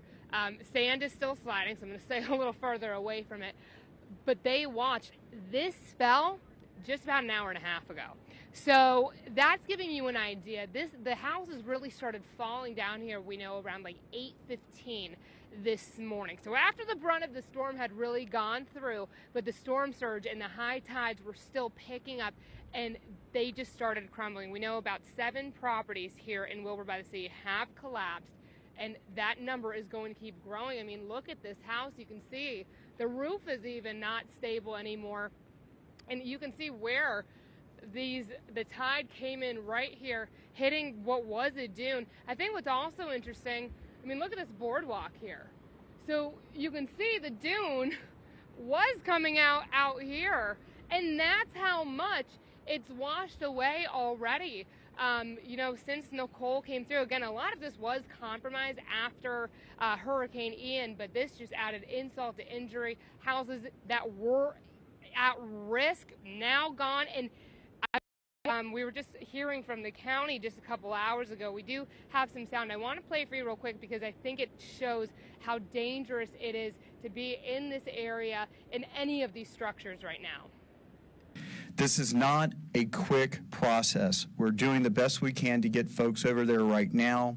As I'm speaking, I know that Daytona Beach Shores, Daytona Beach, Volusia County, and others are conducting these site-by-site inspections to ensure that the buildings themselves are safe, And as George pointed out, the critical aspect is that you may drive by this on A1A and it may look like it's safe and sound. But unfortunately, we're not seeing what's happening from the ocean side. And again, it's shocking because it seems like almost every hour now we're getting another couple buildings. We're hearing that police are going in emergency evacuating residents out. You know, within just the last hour, we were hearing of more condos down in New Smyrna Beach that had to be evacuated. But let's walk over here real quick to show you these houses. They have some dune left. I don't want to completely walk under this thing, but you can see they have some dune left. It's just a matter of time, though. We still have high tides just starting to come in. I mean, it seems like the storm surge is over. I'm sure our meteorologist could probably explain that a little bit better than I could. But, you know, we still have a lot of water coming in, and just a little bit of water will keep eating away at these dunes until I guess it starts looking like this. And again, we're walking down here, and it's just every other property has, if the house hasn't collapsed, it has some sort of its structure hanging off or collapsed already. Back to you guys. Molly, I know you are from Florida. You're a beach girl. You surf. When you see something like this and you're out there, that has to be devastating. You know, it is devastating. And personally, you know, growing up in Florida during the 2004 hurricanes, growing up in that down in Satellite Beach in Brevard County, we saw some houses caving in, but never at this amount. I mean, I have family from here in Volusia County too, and we're all just watching this. None of us have ever seen anything like this before. It's awful. It's really sad to see. Yeah, it really is. It's sad for all of us too, even if you're not from here. Molly Reed reporting live. Molly, thank you. And if you'd like to take a look at the devastating damage left behind in Wilbur by the Sea, we posted more of this drone video on clickorlando.com. Also in Volusia County, the storm caused part of a complex in Daytona Beach to collapse. News 6's Lewis Bolden joins us now live outside of Pirates Cove. Lewis. Hi, well, county officials are really still assessing the damage. Daytona Beach Shores Police requested assistance yesterday from the Volusia County Sheriff's Office, and the sheriff said they sent over about 100 deputies, and those deputies have been very busy, and this is why. You can take a look at the back of Pirates Cove. The back of this condo just collapsed under the pressure from the ocean, those waves coming in.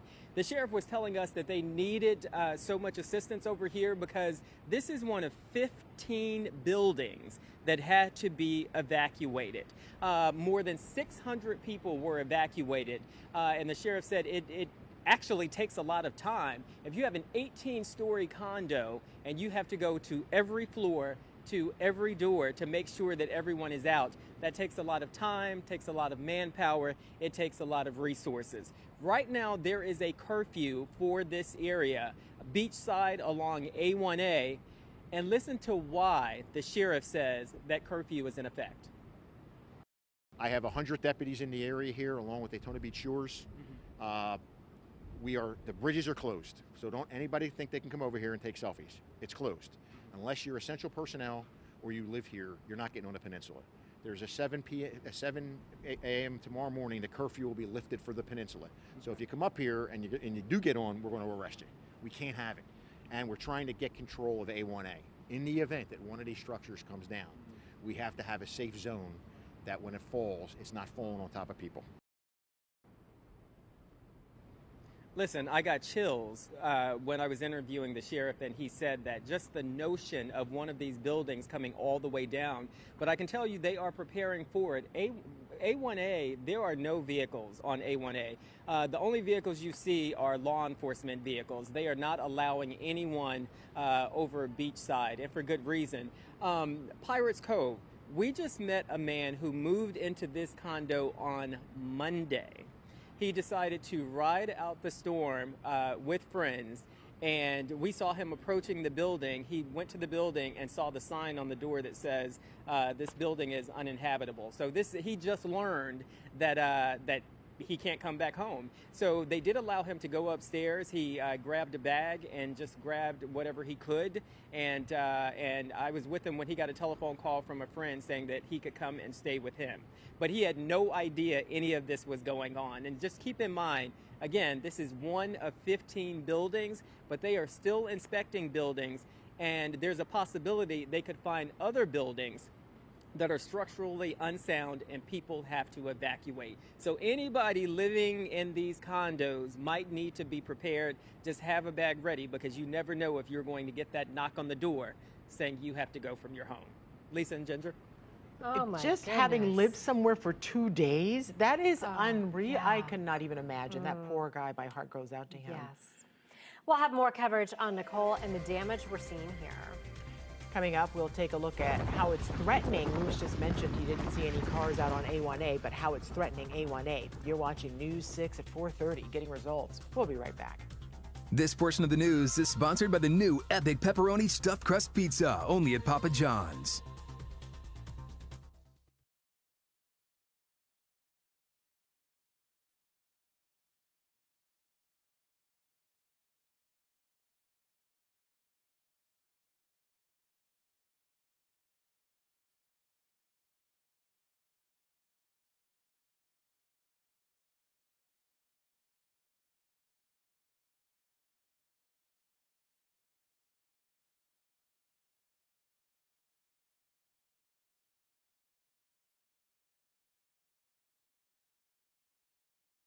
Here, it says live. We were looking live at some of the images here. Our reporter Eric Avigné was out there earlier in some of the homes, but the water has come up. It has flooded several homes there, and it's a really tough time for people who live in that area. And remember, we heard the frustration of one of the people he talked to, Ms. Velma, that water coming into her home again and again and again every time the storm comes through. We want to take you back to Green Cove. So video this time of this damage, yeah. And this is someone's dock that's been destroyed. Bits and pieces of it washing up all along that area. Take a look at how that water is just coming up and lapping up against that dock. And there you see pieces. Well, and it's devastating to people who enjoy that. Hey, this is a big part of this home that I have, and I've got the dock out there. And then when it's destroyed like this. You're watching News 4 Jax Plus. Here's a recap of some of the most important stories from Northeast Florida and Southeast Georgia. With inflation driving prices up, consumer experts predict another rough holiday shopping season. With ways to help you save some money, Trey Braj is here, a money-saving expert. Good morning to you. Thank you for coming on. Thanks so much for having me. All right, so Trey, listen, you and I both know that everything, and I mean everything, is more expensive. We have been through so much over the past couple of years, from supply chain disruptions to delivery delays and the gamut, everything in between. Do you continue to see these problems this year as we move into the peak holiday shopping season? Well, Vic, I certainly hope not. Obviously, we have seen we've had such a tumultuous time with supply chain issues and the like, and I'm starting to see that kind of sort out. But what consumers can expect are maybe additional deals in unexpected categories, because retailers are still trying to clear out some excess merchandise that is just kind of rolling in that they ordered earlier in the pandemic. So that's kind of the benefit for the consumer. But to your point, I mean, inflation is so high that it's really important for consumers to look for additional ways to save in however they can. Absolutely. So Trey, what's the game plan? Every good coach or player goes in with a game plan. How do you do that? Yeah, my game plan is to stay organized. So make a list of your recipients, gift ideas for each, a budget for each, and then in addition to taking advantage of retailer sales, look for other ways to save. Like, for example, if there are retailers who you shop with regularly, join their loyalty program. For instance, Walgreens has a great one. It's called My Walgreens, where you can earn extra points and cash back when you place purchases. And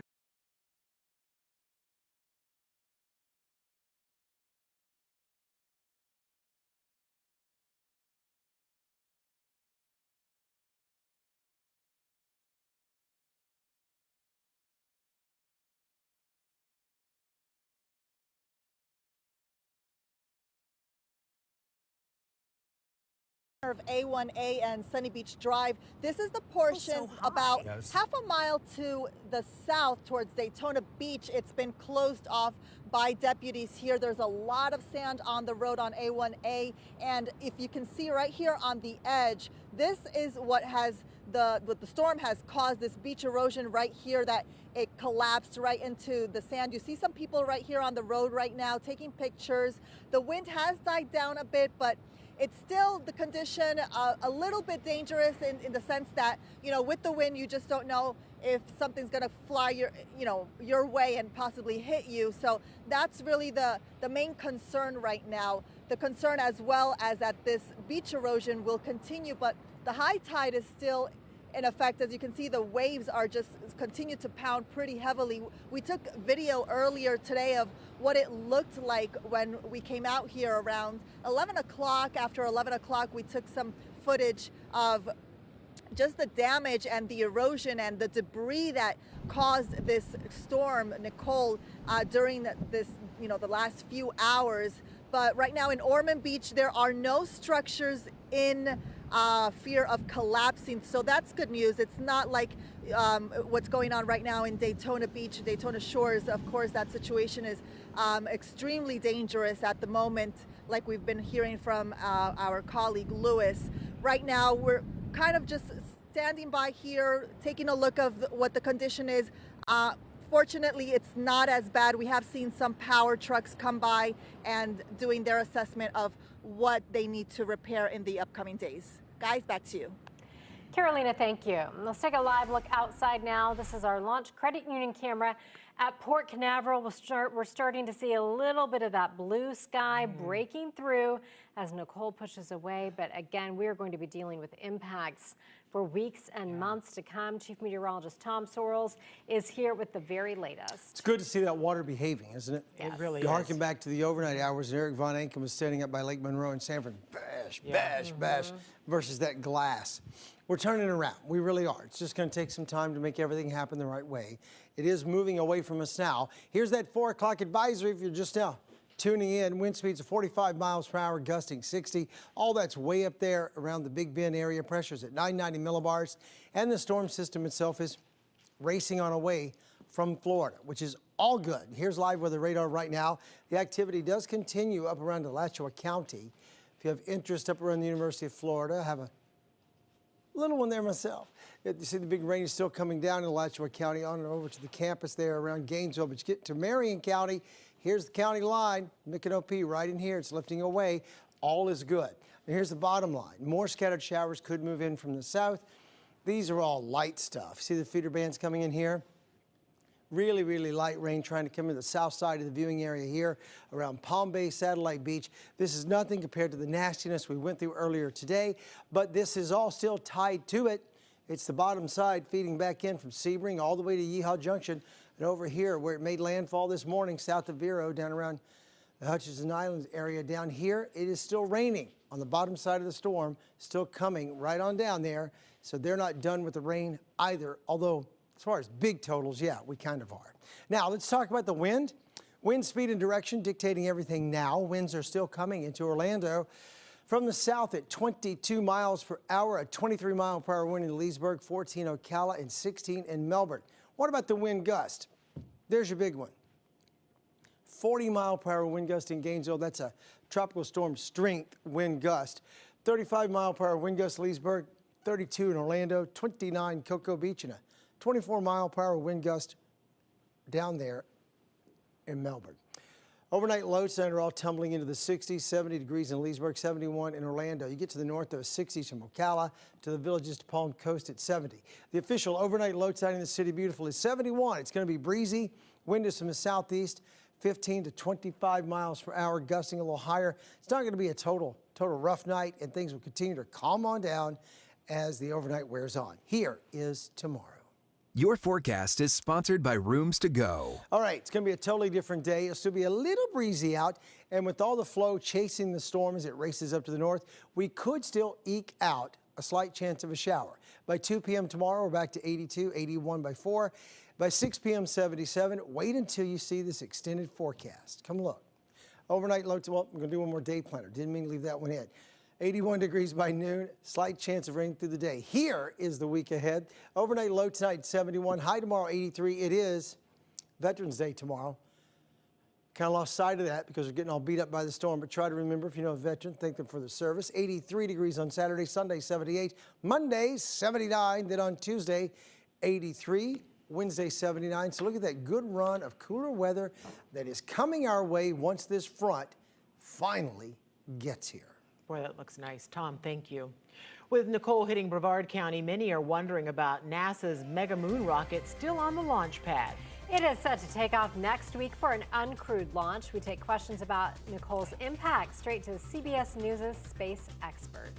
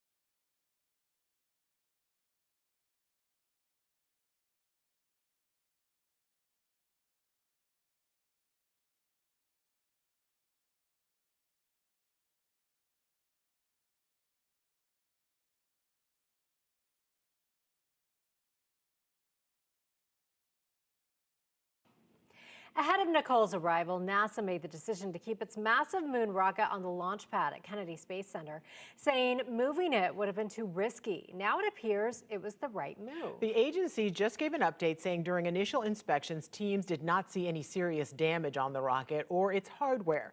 News 6 Morning anchor Crystal Moyer spoke to CBS News space expert Bill Harwood about the conditions the moon rocket faced. we're seeing winds, anywhere from 80 to up to 100 miles per hour. Now, obviously, Yeah. this is higher up from the ground, but this rocket is over 300 feet tall. There were a few readings up at 100 miles an hour. At our CVS Bureau, which is 4 miles from Pad 39B, we saw some winds up to 97 miles an hour on our roof. So clearly there were some more extreme winds than they were expecting. I remember the rockets held to the pad by those 4 giant bolts at the base of each solid rocket booster, which are also very beefy structures. So no, there's no chance the thing's going to fall over. That's not in the cards at all. Seeing this huge rocket out on the launch pad during, a really intense tropical storm before. Has this I've been out happened here before? for nearly years. I can't remember a vehicle. Well, the space shuttle would be the only other example for me, but I can't remember the shuttle being on the pad exposed to 100-mile-an-hour wind. Now, the shuttle, of course, was a different situation because it had this rotating structure that would come up against the vehicle and could protect at least part of it. We're working with, those have passed through, and those are mainly in our southern counties. Yes, we're still going to be gusty for the next couple of hours into tomorrow morning, but the strongest winds that we're seeing with Nicole have passed through. Tidal waters are slowly going to drop. We did just also get that confirmed from the National Weather Service, recent data in from them, confirming that we are going to continue to see those tidal waters slowly drop.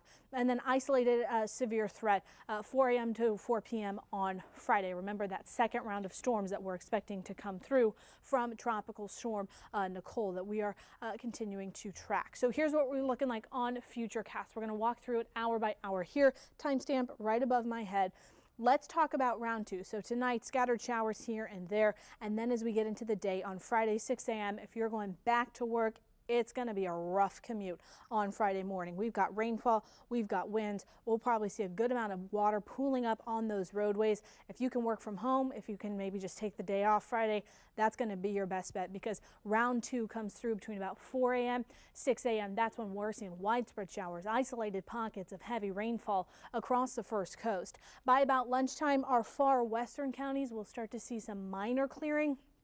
And then by about 3 o'clock, most of us are done with the wet weather. We'll even start to see some of that cloud cover move out. So if you've got to do some cleanup, it looks like a better time, a more extended period of time is going to be once we get into the afternoon and evening on Friday. So again, one more quick look at the high tides that we are watching. That's going to be our next threat for some of that more significant flooding once again across the First Coast.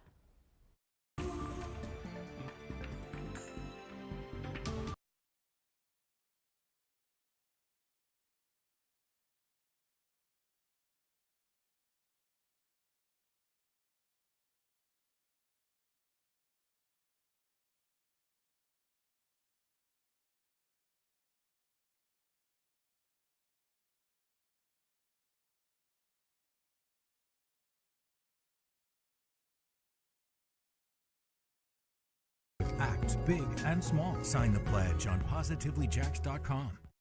Help make your community a better place. Join the Positively Jax movement. Sign the pledge today. Exact Track 4D. Tracking and dissecting storms down to your street.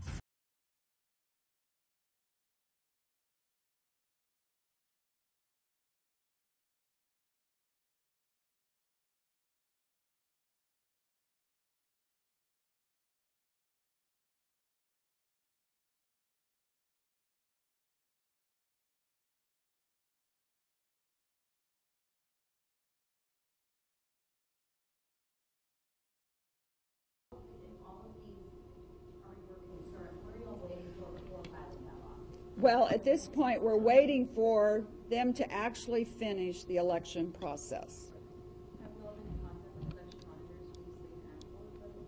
Yes, do you want to talk about that, election monitors? You're talking Secretary of State and the AG. Yes, we've had conversations with them. They're aware that this is a serious issue. And you know, a lot was made of the fact that the Secretary of State was sending in people, which has been in the law to be observers since I think the mid-'80s. Call Guardian 90s, Legal Network to... And everyone was like, oh, voter suppression. Well, maybe there's a reason they should have been here. Maybe there's a reason that they should be here monitoring what's going on, because Harris County just doesn't seem to be able to get the job done and get it done right. Was that? If I could. Yeah. Right. The election monitors reports are being written. Those will be available.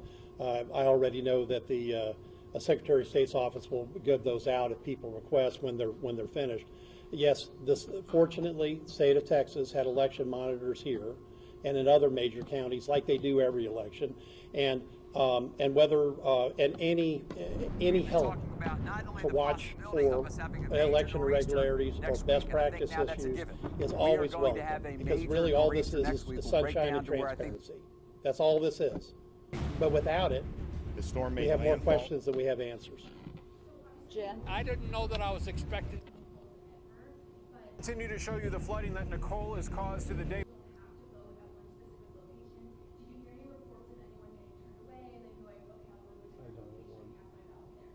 Well, did you want to answer? I know of a specific case where a gentleman went to 4 polls, turned away 3 times because at the start of the election couldn't find a place open, actually ended up voting at Presbyterian Pines. So the problem is not every voter will be able to do that. You know, a mom with a special needs child can't go pick up, you know, she has to make that appointment. And the problem is that and I've seen people about these closed polls, when they're totally closed and somebody's saying they're out of ballots, they turn around and they're not coming back. And that is voter suppression. So I'd like to add one other thing to that. You know, the other thing is that the county has a website on harrisvotes.com where you're supposed to be able to look at the poll, which I mean, it's a great idea, but we were hearing that polls were not open, and as a matter of fact, they went in and got an extension of time. But if you looked at it that morning, it showed everything was green, which meant all polls, 782, were open. It additionally said, oh, you have 0 people in line, and you have like a 0 to 15-minute wait. You know, how many times does someone have to go to another poll and they give up? Other questions? The information wasn't correct on the tracker for hours. Yes, sir?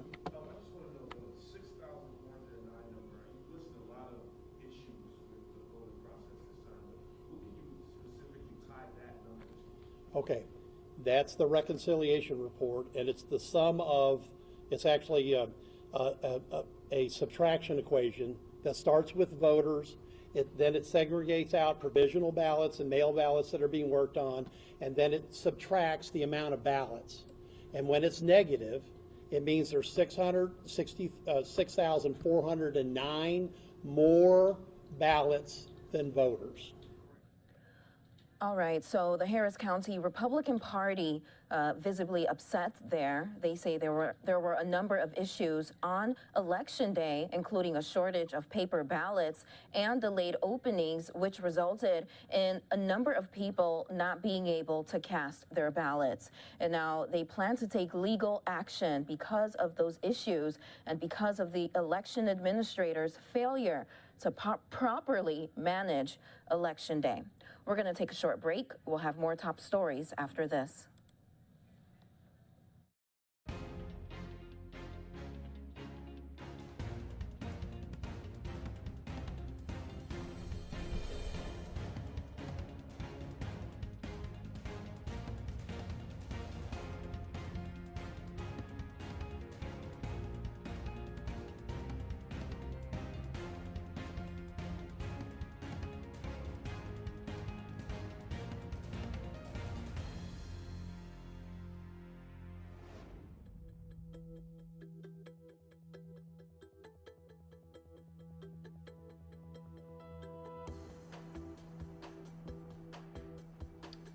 Okay, thanks, Tim. Well, a sailboat spotted floating away into the Bridge of Alliance. This is in St. Augustine. Look at that right there.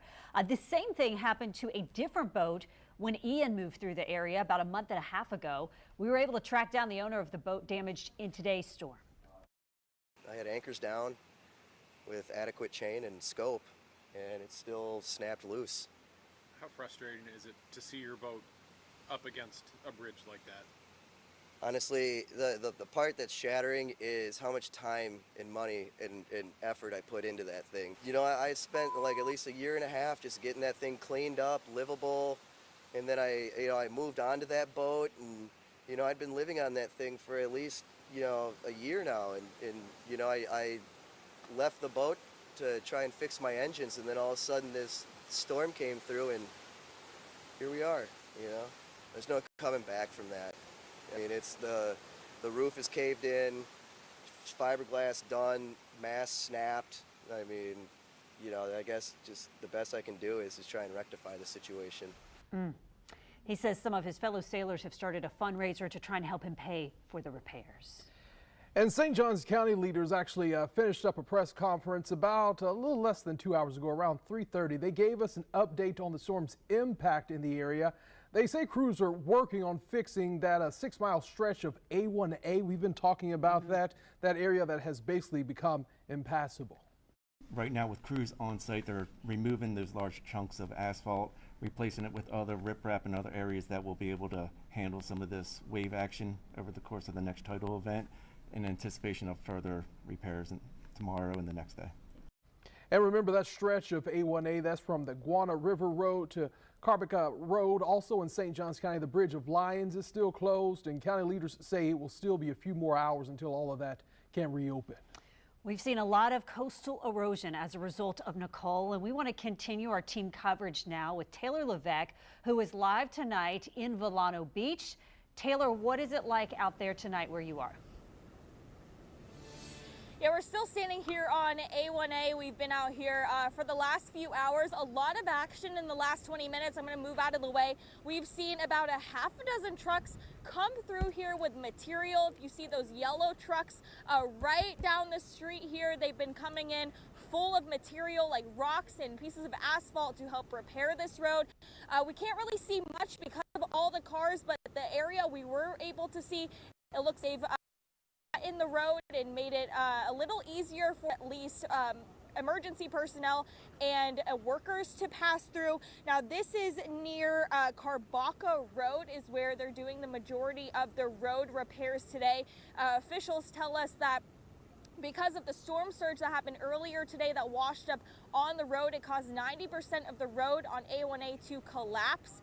And they said that actually the sand dunes in this area where they're doing the construction are no longer there.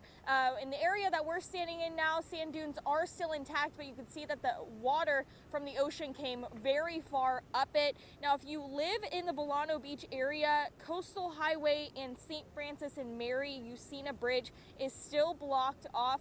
Up until now, they were letting residents in the area who can't get out and drive, they were letting them walk their dogs or walk through the area they were doing construction. But up until about 5 minutes ago now, because they're expecting so many materials to come through, they are no longer letting any pedestrians, anybody who's living in this area, who's looking to get some exercise, maybe walk their dogs, they're no longer letting anybody do that. They say that people are going to be hunkered down for a little while longer as they await these materials. Again, if you live along A1A in this area, it will be closed until further notice. They don't have any expectation on when the roads will reopen. For now, live in Volano Beach, Taylor Levesque, First Coast News, on your side.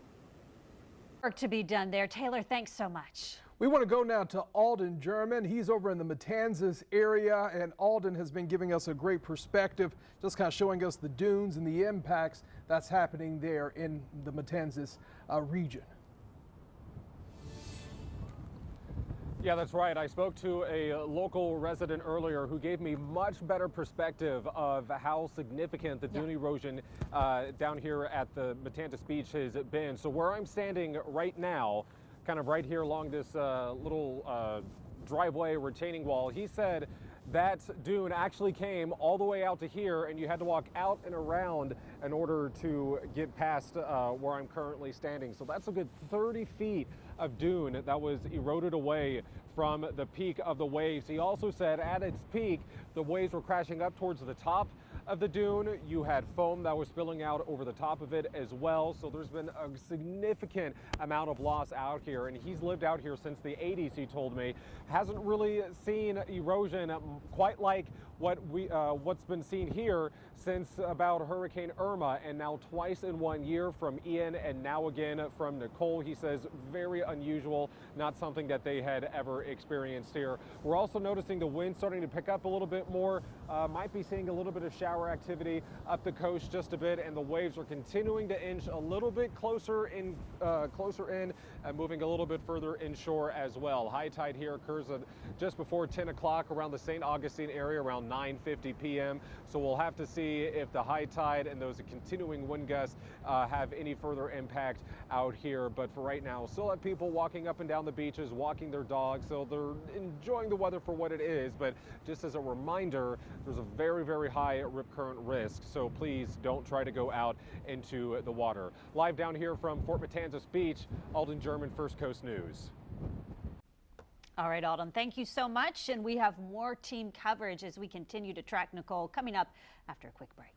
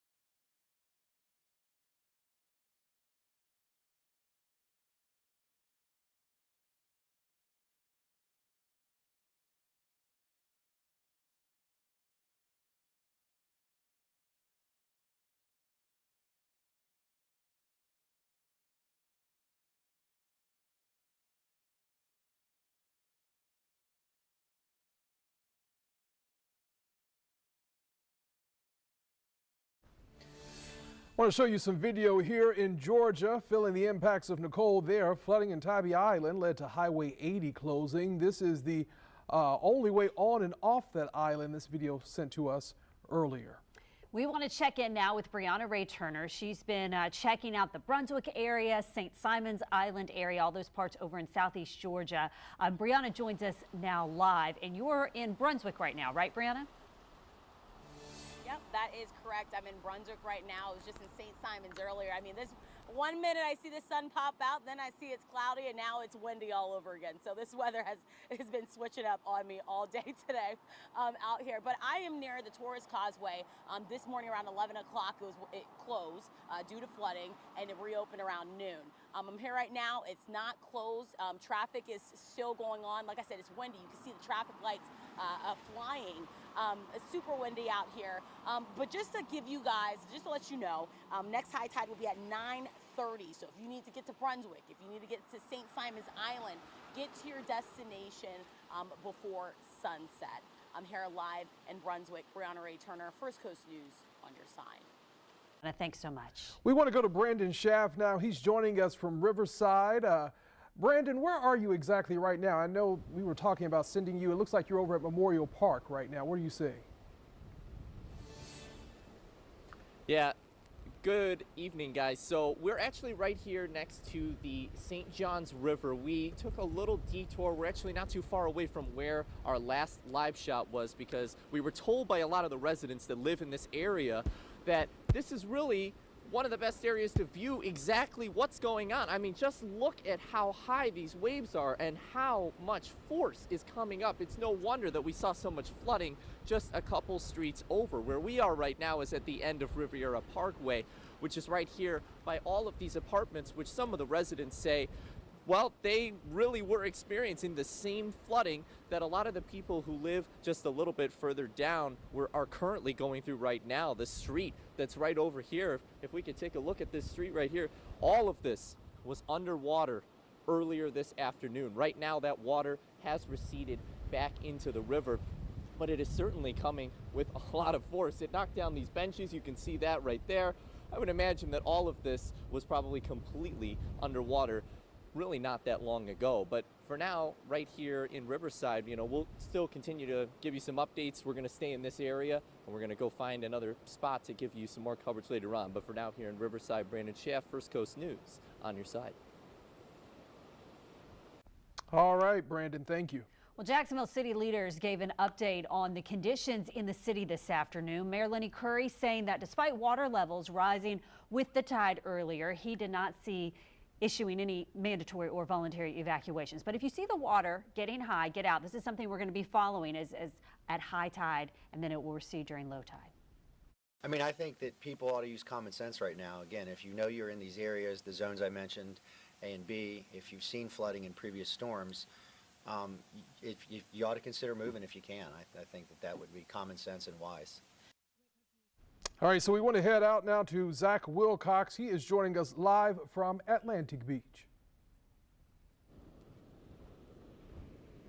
Zach, what's it looking Anthony, like I out tell there? you what, it's too bad we're a week past Halloween, because I feel like hey, Heather, sorry if I started there too soon. I feel bad that it's a week past Halloween, because I would probably make a pretty good Two-Face from Batman, because we've had all the sand from the dunes just slapping Josh and I on one side of our face, so we're kind of coated, almost like an exfoliating mask. So maybe my skin will actually look good after this, but that's to give you an idea. I think Michaela was talking about that about an hour ago, just how much sand was, you know, whipping up here if you were down at the beach, that was, you're gonna hit more with that than water at this point. So showing you the beach access here at 18th Street, this is pretty much how it normally looks, which is a good thing, right? I mean, we're talking about a lot of this flooding, but pretty much business as usual, at least on this side, until we turn a little bit, and I'll have Josh turn, and then you see where the beach access ends. Now, usually you can kind of just gently slide down there, but it is a pretty steep cliff at this point. I talked with some folks who live around here. They said that they feel like they've lost probably a good 10 to 15 feet as a reference point, and I don't know if Josh can show that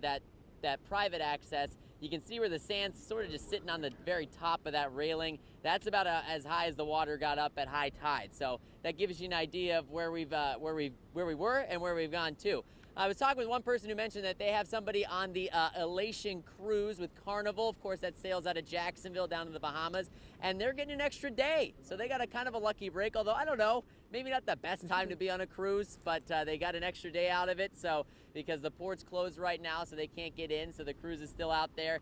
And then on the flip side of that, though, for the folks who were supposed to go to the Bahamas today, they're not going to be leaving until tomorrow, it looks like, tentatively right now. So they had a little bit of a shortened trip. So, you know, obviously there's only going to be one person that's going to be happy in that situation, and one maybe not so much. But yeah, an extra day on the cruise for the Elation that's out there. I meant to tell you this to you guys earlier when I was over in Moncrief. We actually saw a postal carrier out there, and if that doesn't give credence to the whole rain, snow, heat, or gloom of night, I don't know what does, because I mean, we were at the point where water was getting into folks' homes there. It was flooded, and he was just rolling right along, wasn't causing too much wake, and was making sure that while they were in there mopping and whatnot, they were getting their packages delivered. I couldn't believe it. I could not believe that we were seeing package deliveries. You know, usually I feel like I'm waiting so long for a package to be delivered. Wouldn't expect it to be delivered during a hurricane, but there we were. He went about his way, got all of them delivered, and made sure to stick to that postal carrier's creed. And I think they can maybe add hurricanes as the fifth element there. But we're in Atlantic Beach. Wanted to give you guys an idea of the erosion we're seeing here. And again, 10 to 15 feet is what we've heard from folks. And actually, I talked to one guy who came up to me and mentioned that he was at work today. Got called in, he's a contractor, and had to install an attic. And I asked him, I was like, feels like that's something that could probably wait for another day or two. But he said, well, I got called in, so had to go and do it. And he was surprised that he was out there working, but fortunately most of it was inside installing the attic. So an easy break for him, and he's a surfer too, so he said that he's probably going to wind up having to work again tomorrow, but hopefully if that wraps up in time, he may be able to, if some of this debris works out of here, may be able to at some point this weekend, hopefully, take advantage of what could be some pretty good waves. So for now, in Atlantic Beach, Zach Wilcox, First Coast News, on your side. All right, Zach, thank you. So you saw Zach was out there at Atlantic Beach, and just a reminder for those of you who might be going to the beach anytime soon, we have our dunes out there. Those dunes are there to protect us. Yes. And they've already been damaged due to Ian and now Nicole. Don't play on them. Don't go stand on them. Let them be. When we go to the beach, my kids want to run up on the dunes. I'm like, no. We need those. Need those protective barriers. So stay off the dunes. He also mentioned the Elation cruise, and I want to let you know that Jacksport tweeted a moment ago that Jacksport gates will reopen on Friday at 6:30 in the morning to Jacksport tenants. So we're going to take a quick break, and our coverage of Tropical Storm Nicole continues right after this.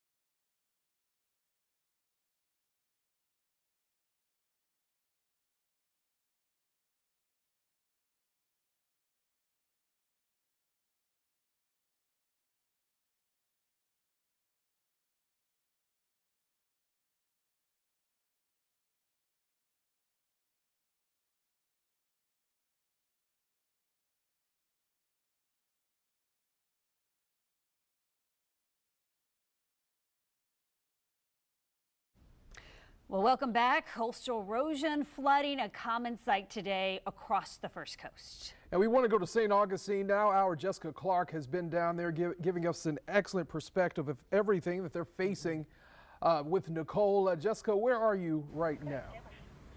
Driving around, I see. Okay, so we are along the bayfront in St. Augustine, just south of the Bridge of Lions. And we're just driving through town, checking things out after the worst of the storm. has hit. And some of these homes I'm hearing along the bayfront do indeed have water in them. And they seem to often flood when we get these big storms. Can you pivot over there? Oh, there is the new Wharf restaurant. That used to be where the Santa Maria is located or was located. That's all boarded up, even though it's in the midst of construction, getting ready for the storm to come through. It looks like it did just fine, but of course more assessment is needed. There's nobody on the roads here, so I'm going to do something to show you something else, and that is on our left-hand side. And are you able to see this, Heather? This is a motorcycle or a scooter that has seen better days. It looks like it was really picked up by the floodwaters because the floodwaters went all over the road that we're on right now, and certainly has had some damage to it. And then there looks to be a porta potty in front of us that has tipped over on its side. We saw this last night, and indeed it has not moved from where it was. It was probably rocked around quite a bit from the water that poured over the street here. So on our left is the Marion Motel, I think so, yeah, the Marion Motor Lodge. This place has survived for decades, and it seems to be okay. It is a little elevated, and so it does a lot better than other spots. And so as we continue to go through, one thing I'm noticing is that the Christmas lights that were on last night, you know, some places are getting ready for the Nights of Lights a little ahead of time because we're going to have that start in 2 weeks. No Christmas lights are on right now. They were on some places last night, but they're not on right now, and that's because we don't have electricity down here. The electricity has been cut off, sadly, because there was a person who was electrocuted down here by being in the water and also by a live wire. And so that person had CPR performed and then taken to the hospital. I'm stopping here to show you the Bridge of Lions entrance. The Bridge of Lions remains closed, and we're hearing that it is still closed because there is a sailboat that broke free from wherever it was and is stuck under the bridge, and some assessment still needs to take place to have a better understanding of how to get the boat out and also if it damaged the bridge at all. And so before opening the bridge, 2 vehicles, that assessment still needs to take place. You can see there are people who are walking over the bridge from Davis Shores and Anastasia Island, and trying just to get out and see what things look like because they've been cooped up for a little while, and so quite a few people are walking around wanting to do that. So we're going to continue down Avenida Menendez. Things are not where they should be, like garbage cans and benches and things like that that were moved out of place and then came down the street in the water as it was at least knee high here in the median, and the median is actually higher than the rest of the street. We've got 2 lanes going one way, 2 lanes going the other. This road was completely flooded when one came over the seawall from the bay and also up from the storm drains. I mean, when you have that much water, that much wind, and it's a high tide or king tide at that, you've got water all over the place here. We're coming up to the fort, and this fort has survived so much, and it's still standing tall and strong. Usually this parking lot is flooded when we have a lot of rain, but it has all receded right now. And you can see some people are trying to just walk and see the place now that it's a little bit dry. But as we go up around the other side of the fort, I want to show you something that I kind of think is interesting, and that is there is a lot of standing water actually on the grounds of the fort. And interesting to note because the parking lot of the fort itself is not flooded right now. But take a look at all of that water sitting in the grounds of the fort. And it, you know, that's striking. Gosh, look at all those birds fly by. All right, so that's our Jessica Clark giving us an excellent perspective of St. Augustine and what they're experiencing at this hour. Right now, she's on the First Coast News Plus app on Fire TV and Roku. You can continue to watch her there. We do have to take a break. And we're going to have more coverage of Tropical Storm Nicole coming up in just a minute. Stay with us.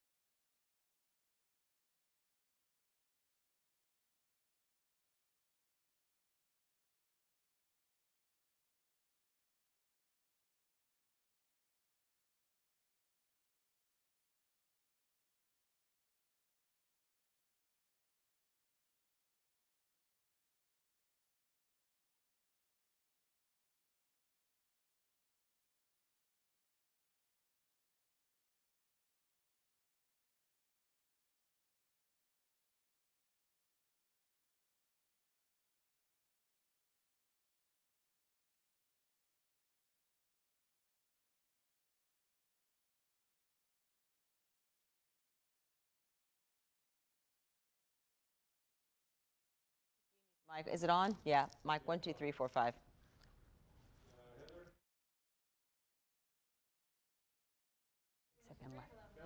Heather's mic 1, 2, 3, 4, 5, 6, 7, 8, 9. Mic check 1, 2, 3, 1, 2, 3. Hello, hello, hello. Mic check, check, check, check.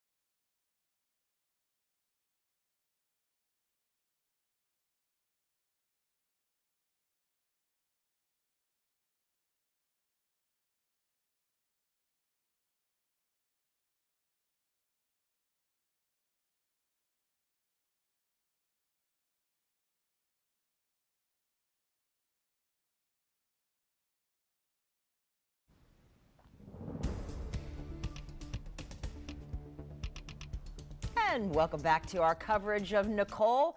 It is starting to get dark now, but we are already beginning to see what all Nicole has dumped on us, and she's not finished with us just yet. Good evening, I'm Jeannie Blaylock. I'm Heather Crawford. Let's get to 3 things to know right now as we continue to cover Tropical Storm Nicole. Several of the parks in Flagler County are going to be closed until further notice due to flooding from this storm. Those parks include Herschel King Park, Bing's Landing, Moody Boat Ramp, Bull Creek Fish Camp, Russell Landing, Shell Bluff, and also Princess Place Preserve. 4 of the 5 bridges are back open in Camden County. Now, the only bridge in Camden County that is still closed tonight is the Sheffield Bridge on Harriet's Bluff Road. And JEA is asking that all residents remain safely away from downed power lines. Crews are out working on any power outages in the area, trying to get the power restored as quickly as possible. Let's check in now with Michaela Lucero, and she's been following all this minute by minute. As it stands right now, when is the worst of it still to come, stage 2 of this? Well, Jeannie, stage 2 is going to be tomorrow morning as that next round of heavy rainfall and very gusty winds pulls through. Here is the most recent information we've received from the National Hurricane Center. This is what we look like right now with Tropical Storm Nicole, and a look at the path that it's still expected to take. Winds within the storm still at 45 miles an hour. We're going to go through current conditions here. So we're working with a tropical storm warning out for the entire first coast. Me and Tim and I were just talking about when this might be canceled, and we're thinking hopefully by about 10 o'clock tonight at the earliest as we could see this canceled. As far as the storm surge warnings go, still in effect for the East Coast. All right, this is what our satellite and radar picture is like right now. Still watching scattered showers across the entire first coast. That tornado watch still in effect for many portions of southeast Georgia, and that again is in effect until 7 o'clock tonight. So just about an hour and a half from now, a little less than 90 more minutes until we see that drop off. And here is why we still have that. These lines right here are what's bringing that tornado threat to those portions of southeast Georgia. These little storms still in the Atlantic are packing a pretty significant punch. They've got thunder, they've got lightning, they have got heavy rain and a good amount of energy that once it moves inland, we're going to watch for that chance to see a few of those spin up. So we're going to continue to keep you updated on those ones. But the good news is it does look like that threat is going to head further off towards our north. That's why they've extended that tornado watch into areas like Savannah and portions of South Carolina. But back here on the first coast, cloudy skies, scattered showers with pockets of rainfall a little more steady as you head further out towards the west. Duval County, Nassau County, just a couple scattered showers here and there, and then moving into St. Johns County, Flagler, Putnam, Clay County, same story, mostly cloudy skies, gusty winds, and scattered showers at the moment from Tropical Storm Nicole. As far as the wind speeds go, sustained winds right around 25 to 30 miles an hour with wind gusts ranging between about 35 to 40 miles an hour. But within the last hour, we haven't seen any reports come through of wind gusts over 39 miles an hour, over that 40 mile per hour mark. So still feeling tropical storm force winds, but it does look like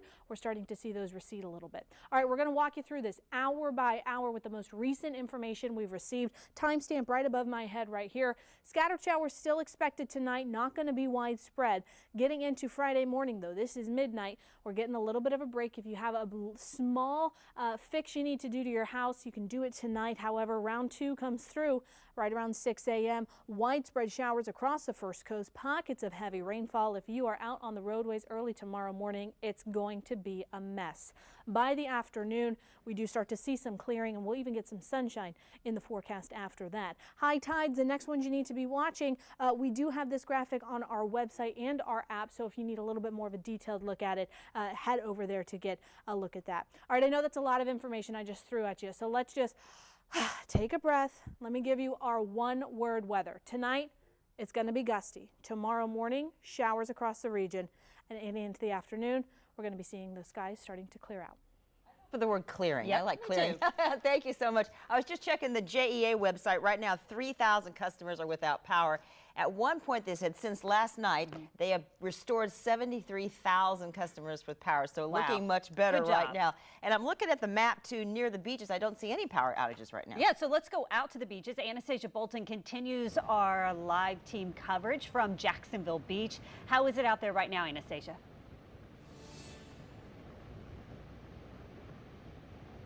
Good evening. It is just as the word we've been using, gusty. The gusts of wind have really picked up over the last just a couple of hours. It is significantly windier here right now than it was even this morning or last night as Nicole was coming on board. Of course, we're focusing on the forecast for tomorrow with some clearing, but as of tonight, at least here, it is cloudy, it is not rainy, but in terms of folks who are living or visiting Jacksonville Beach, for them, it's business as usual. People have been walking on the beach all afternoon and into the evening. As you can see right now, people are exercising, people are coming to take pictures as if Nicole and what she's done to the ocean here is an attraction, a tourist attraction of some sort.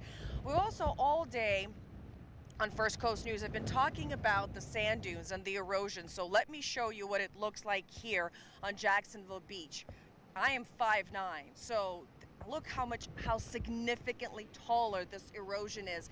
And I talked to somebody who lives here, and he said that just a few weeks ago, this was not like this. At some point, you were just able to just gently walk down to the beach. And as we've also been talking throughout this afternoon, you're not advised to jump from this. It just causes more damage to the sand dunes. We've also seen some folks earlier in the afternoon going into the ocean.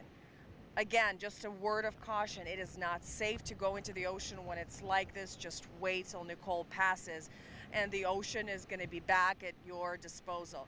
It is frankly beautiful out here, just a bit gusty, and people seem to be just taking their walk before other bands of rain come in. Anastasia Bolton reporting live from Jacksonville Beach. Back to you. Thanks, Anastasia. Not good for the dunes to jump off of them, but heck, who wants to sprain your ankle jumping down onto the beach like that? Stay off the dunes, that is for sure. Okay, we're going to take a quick break and we'll be back.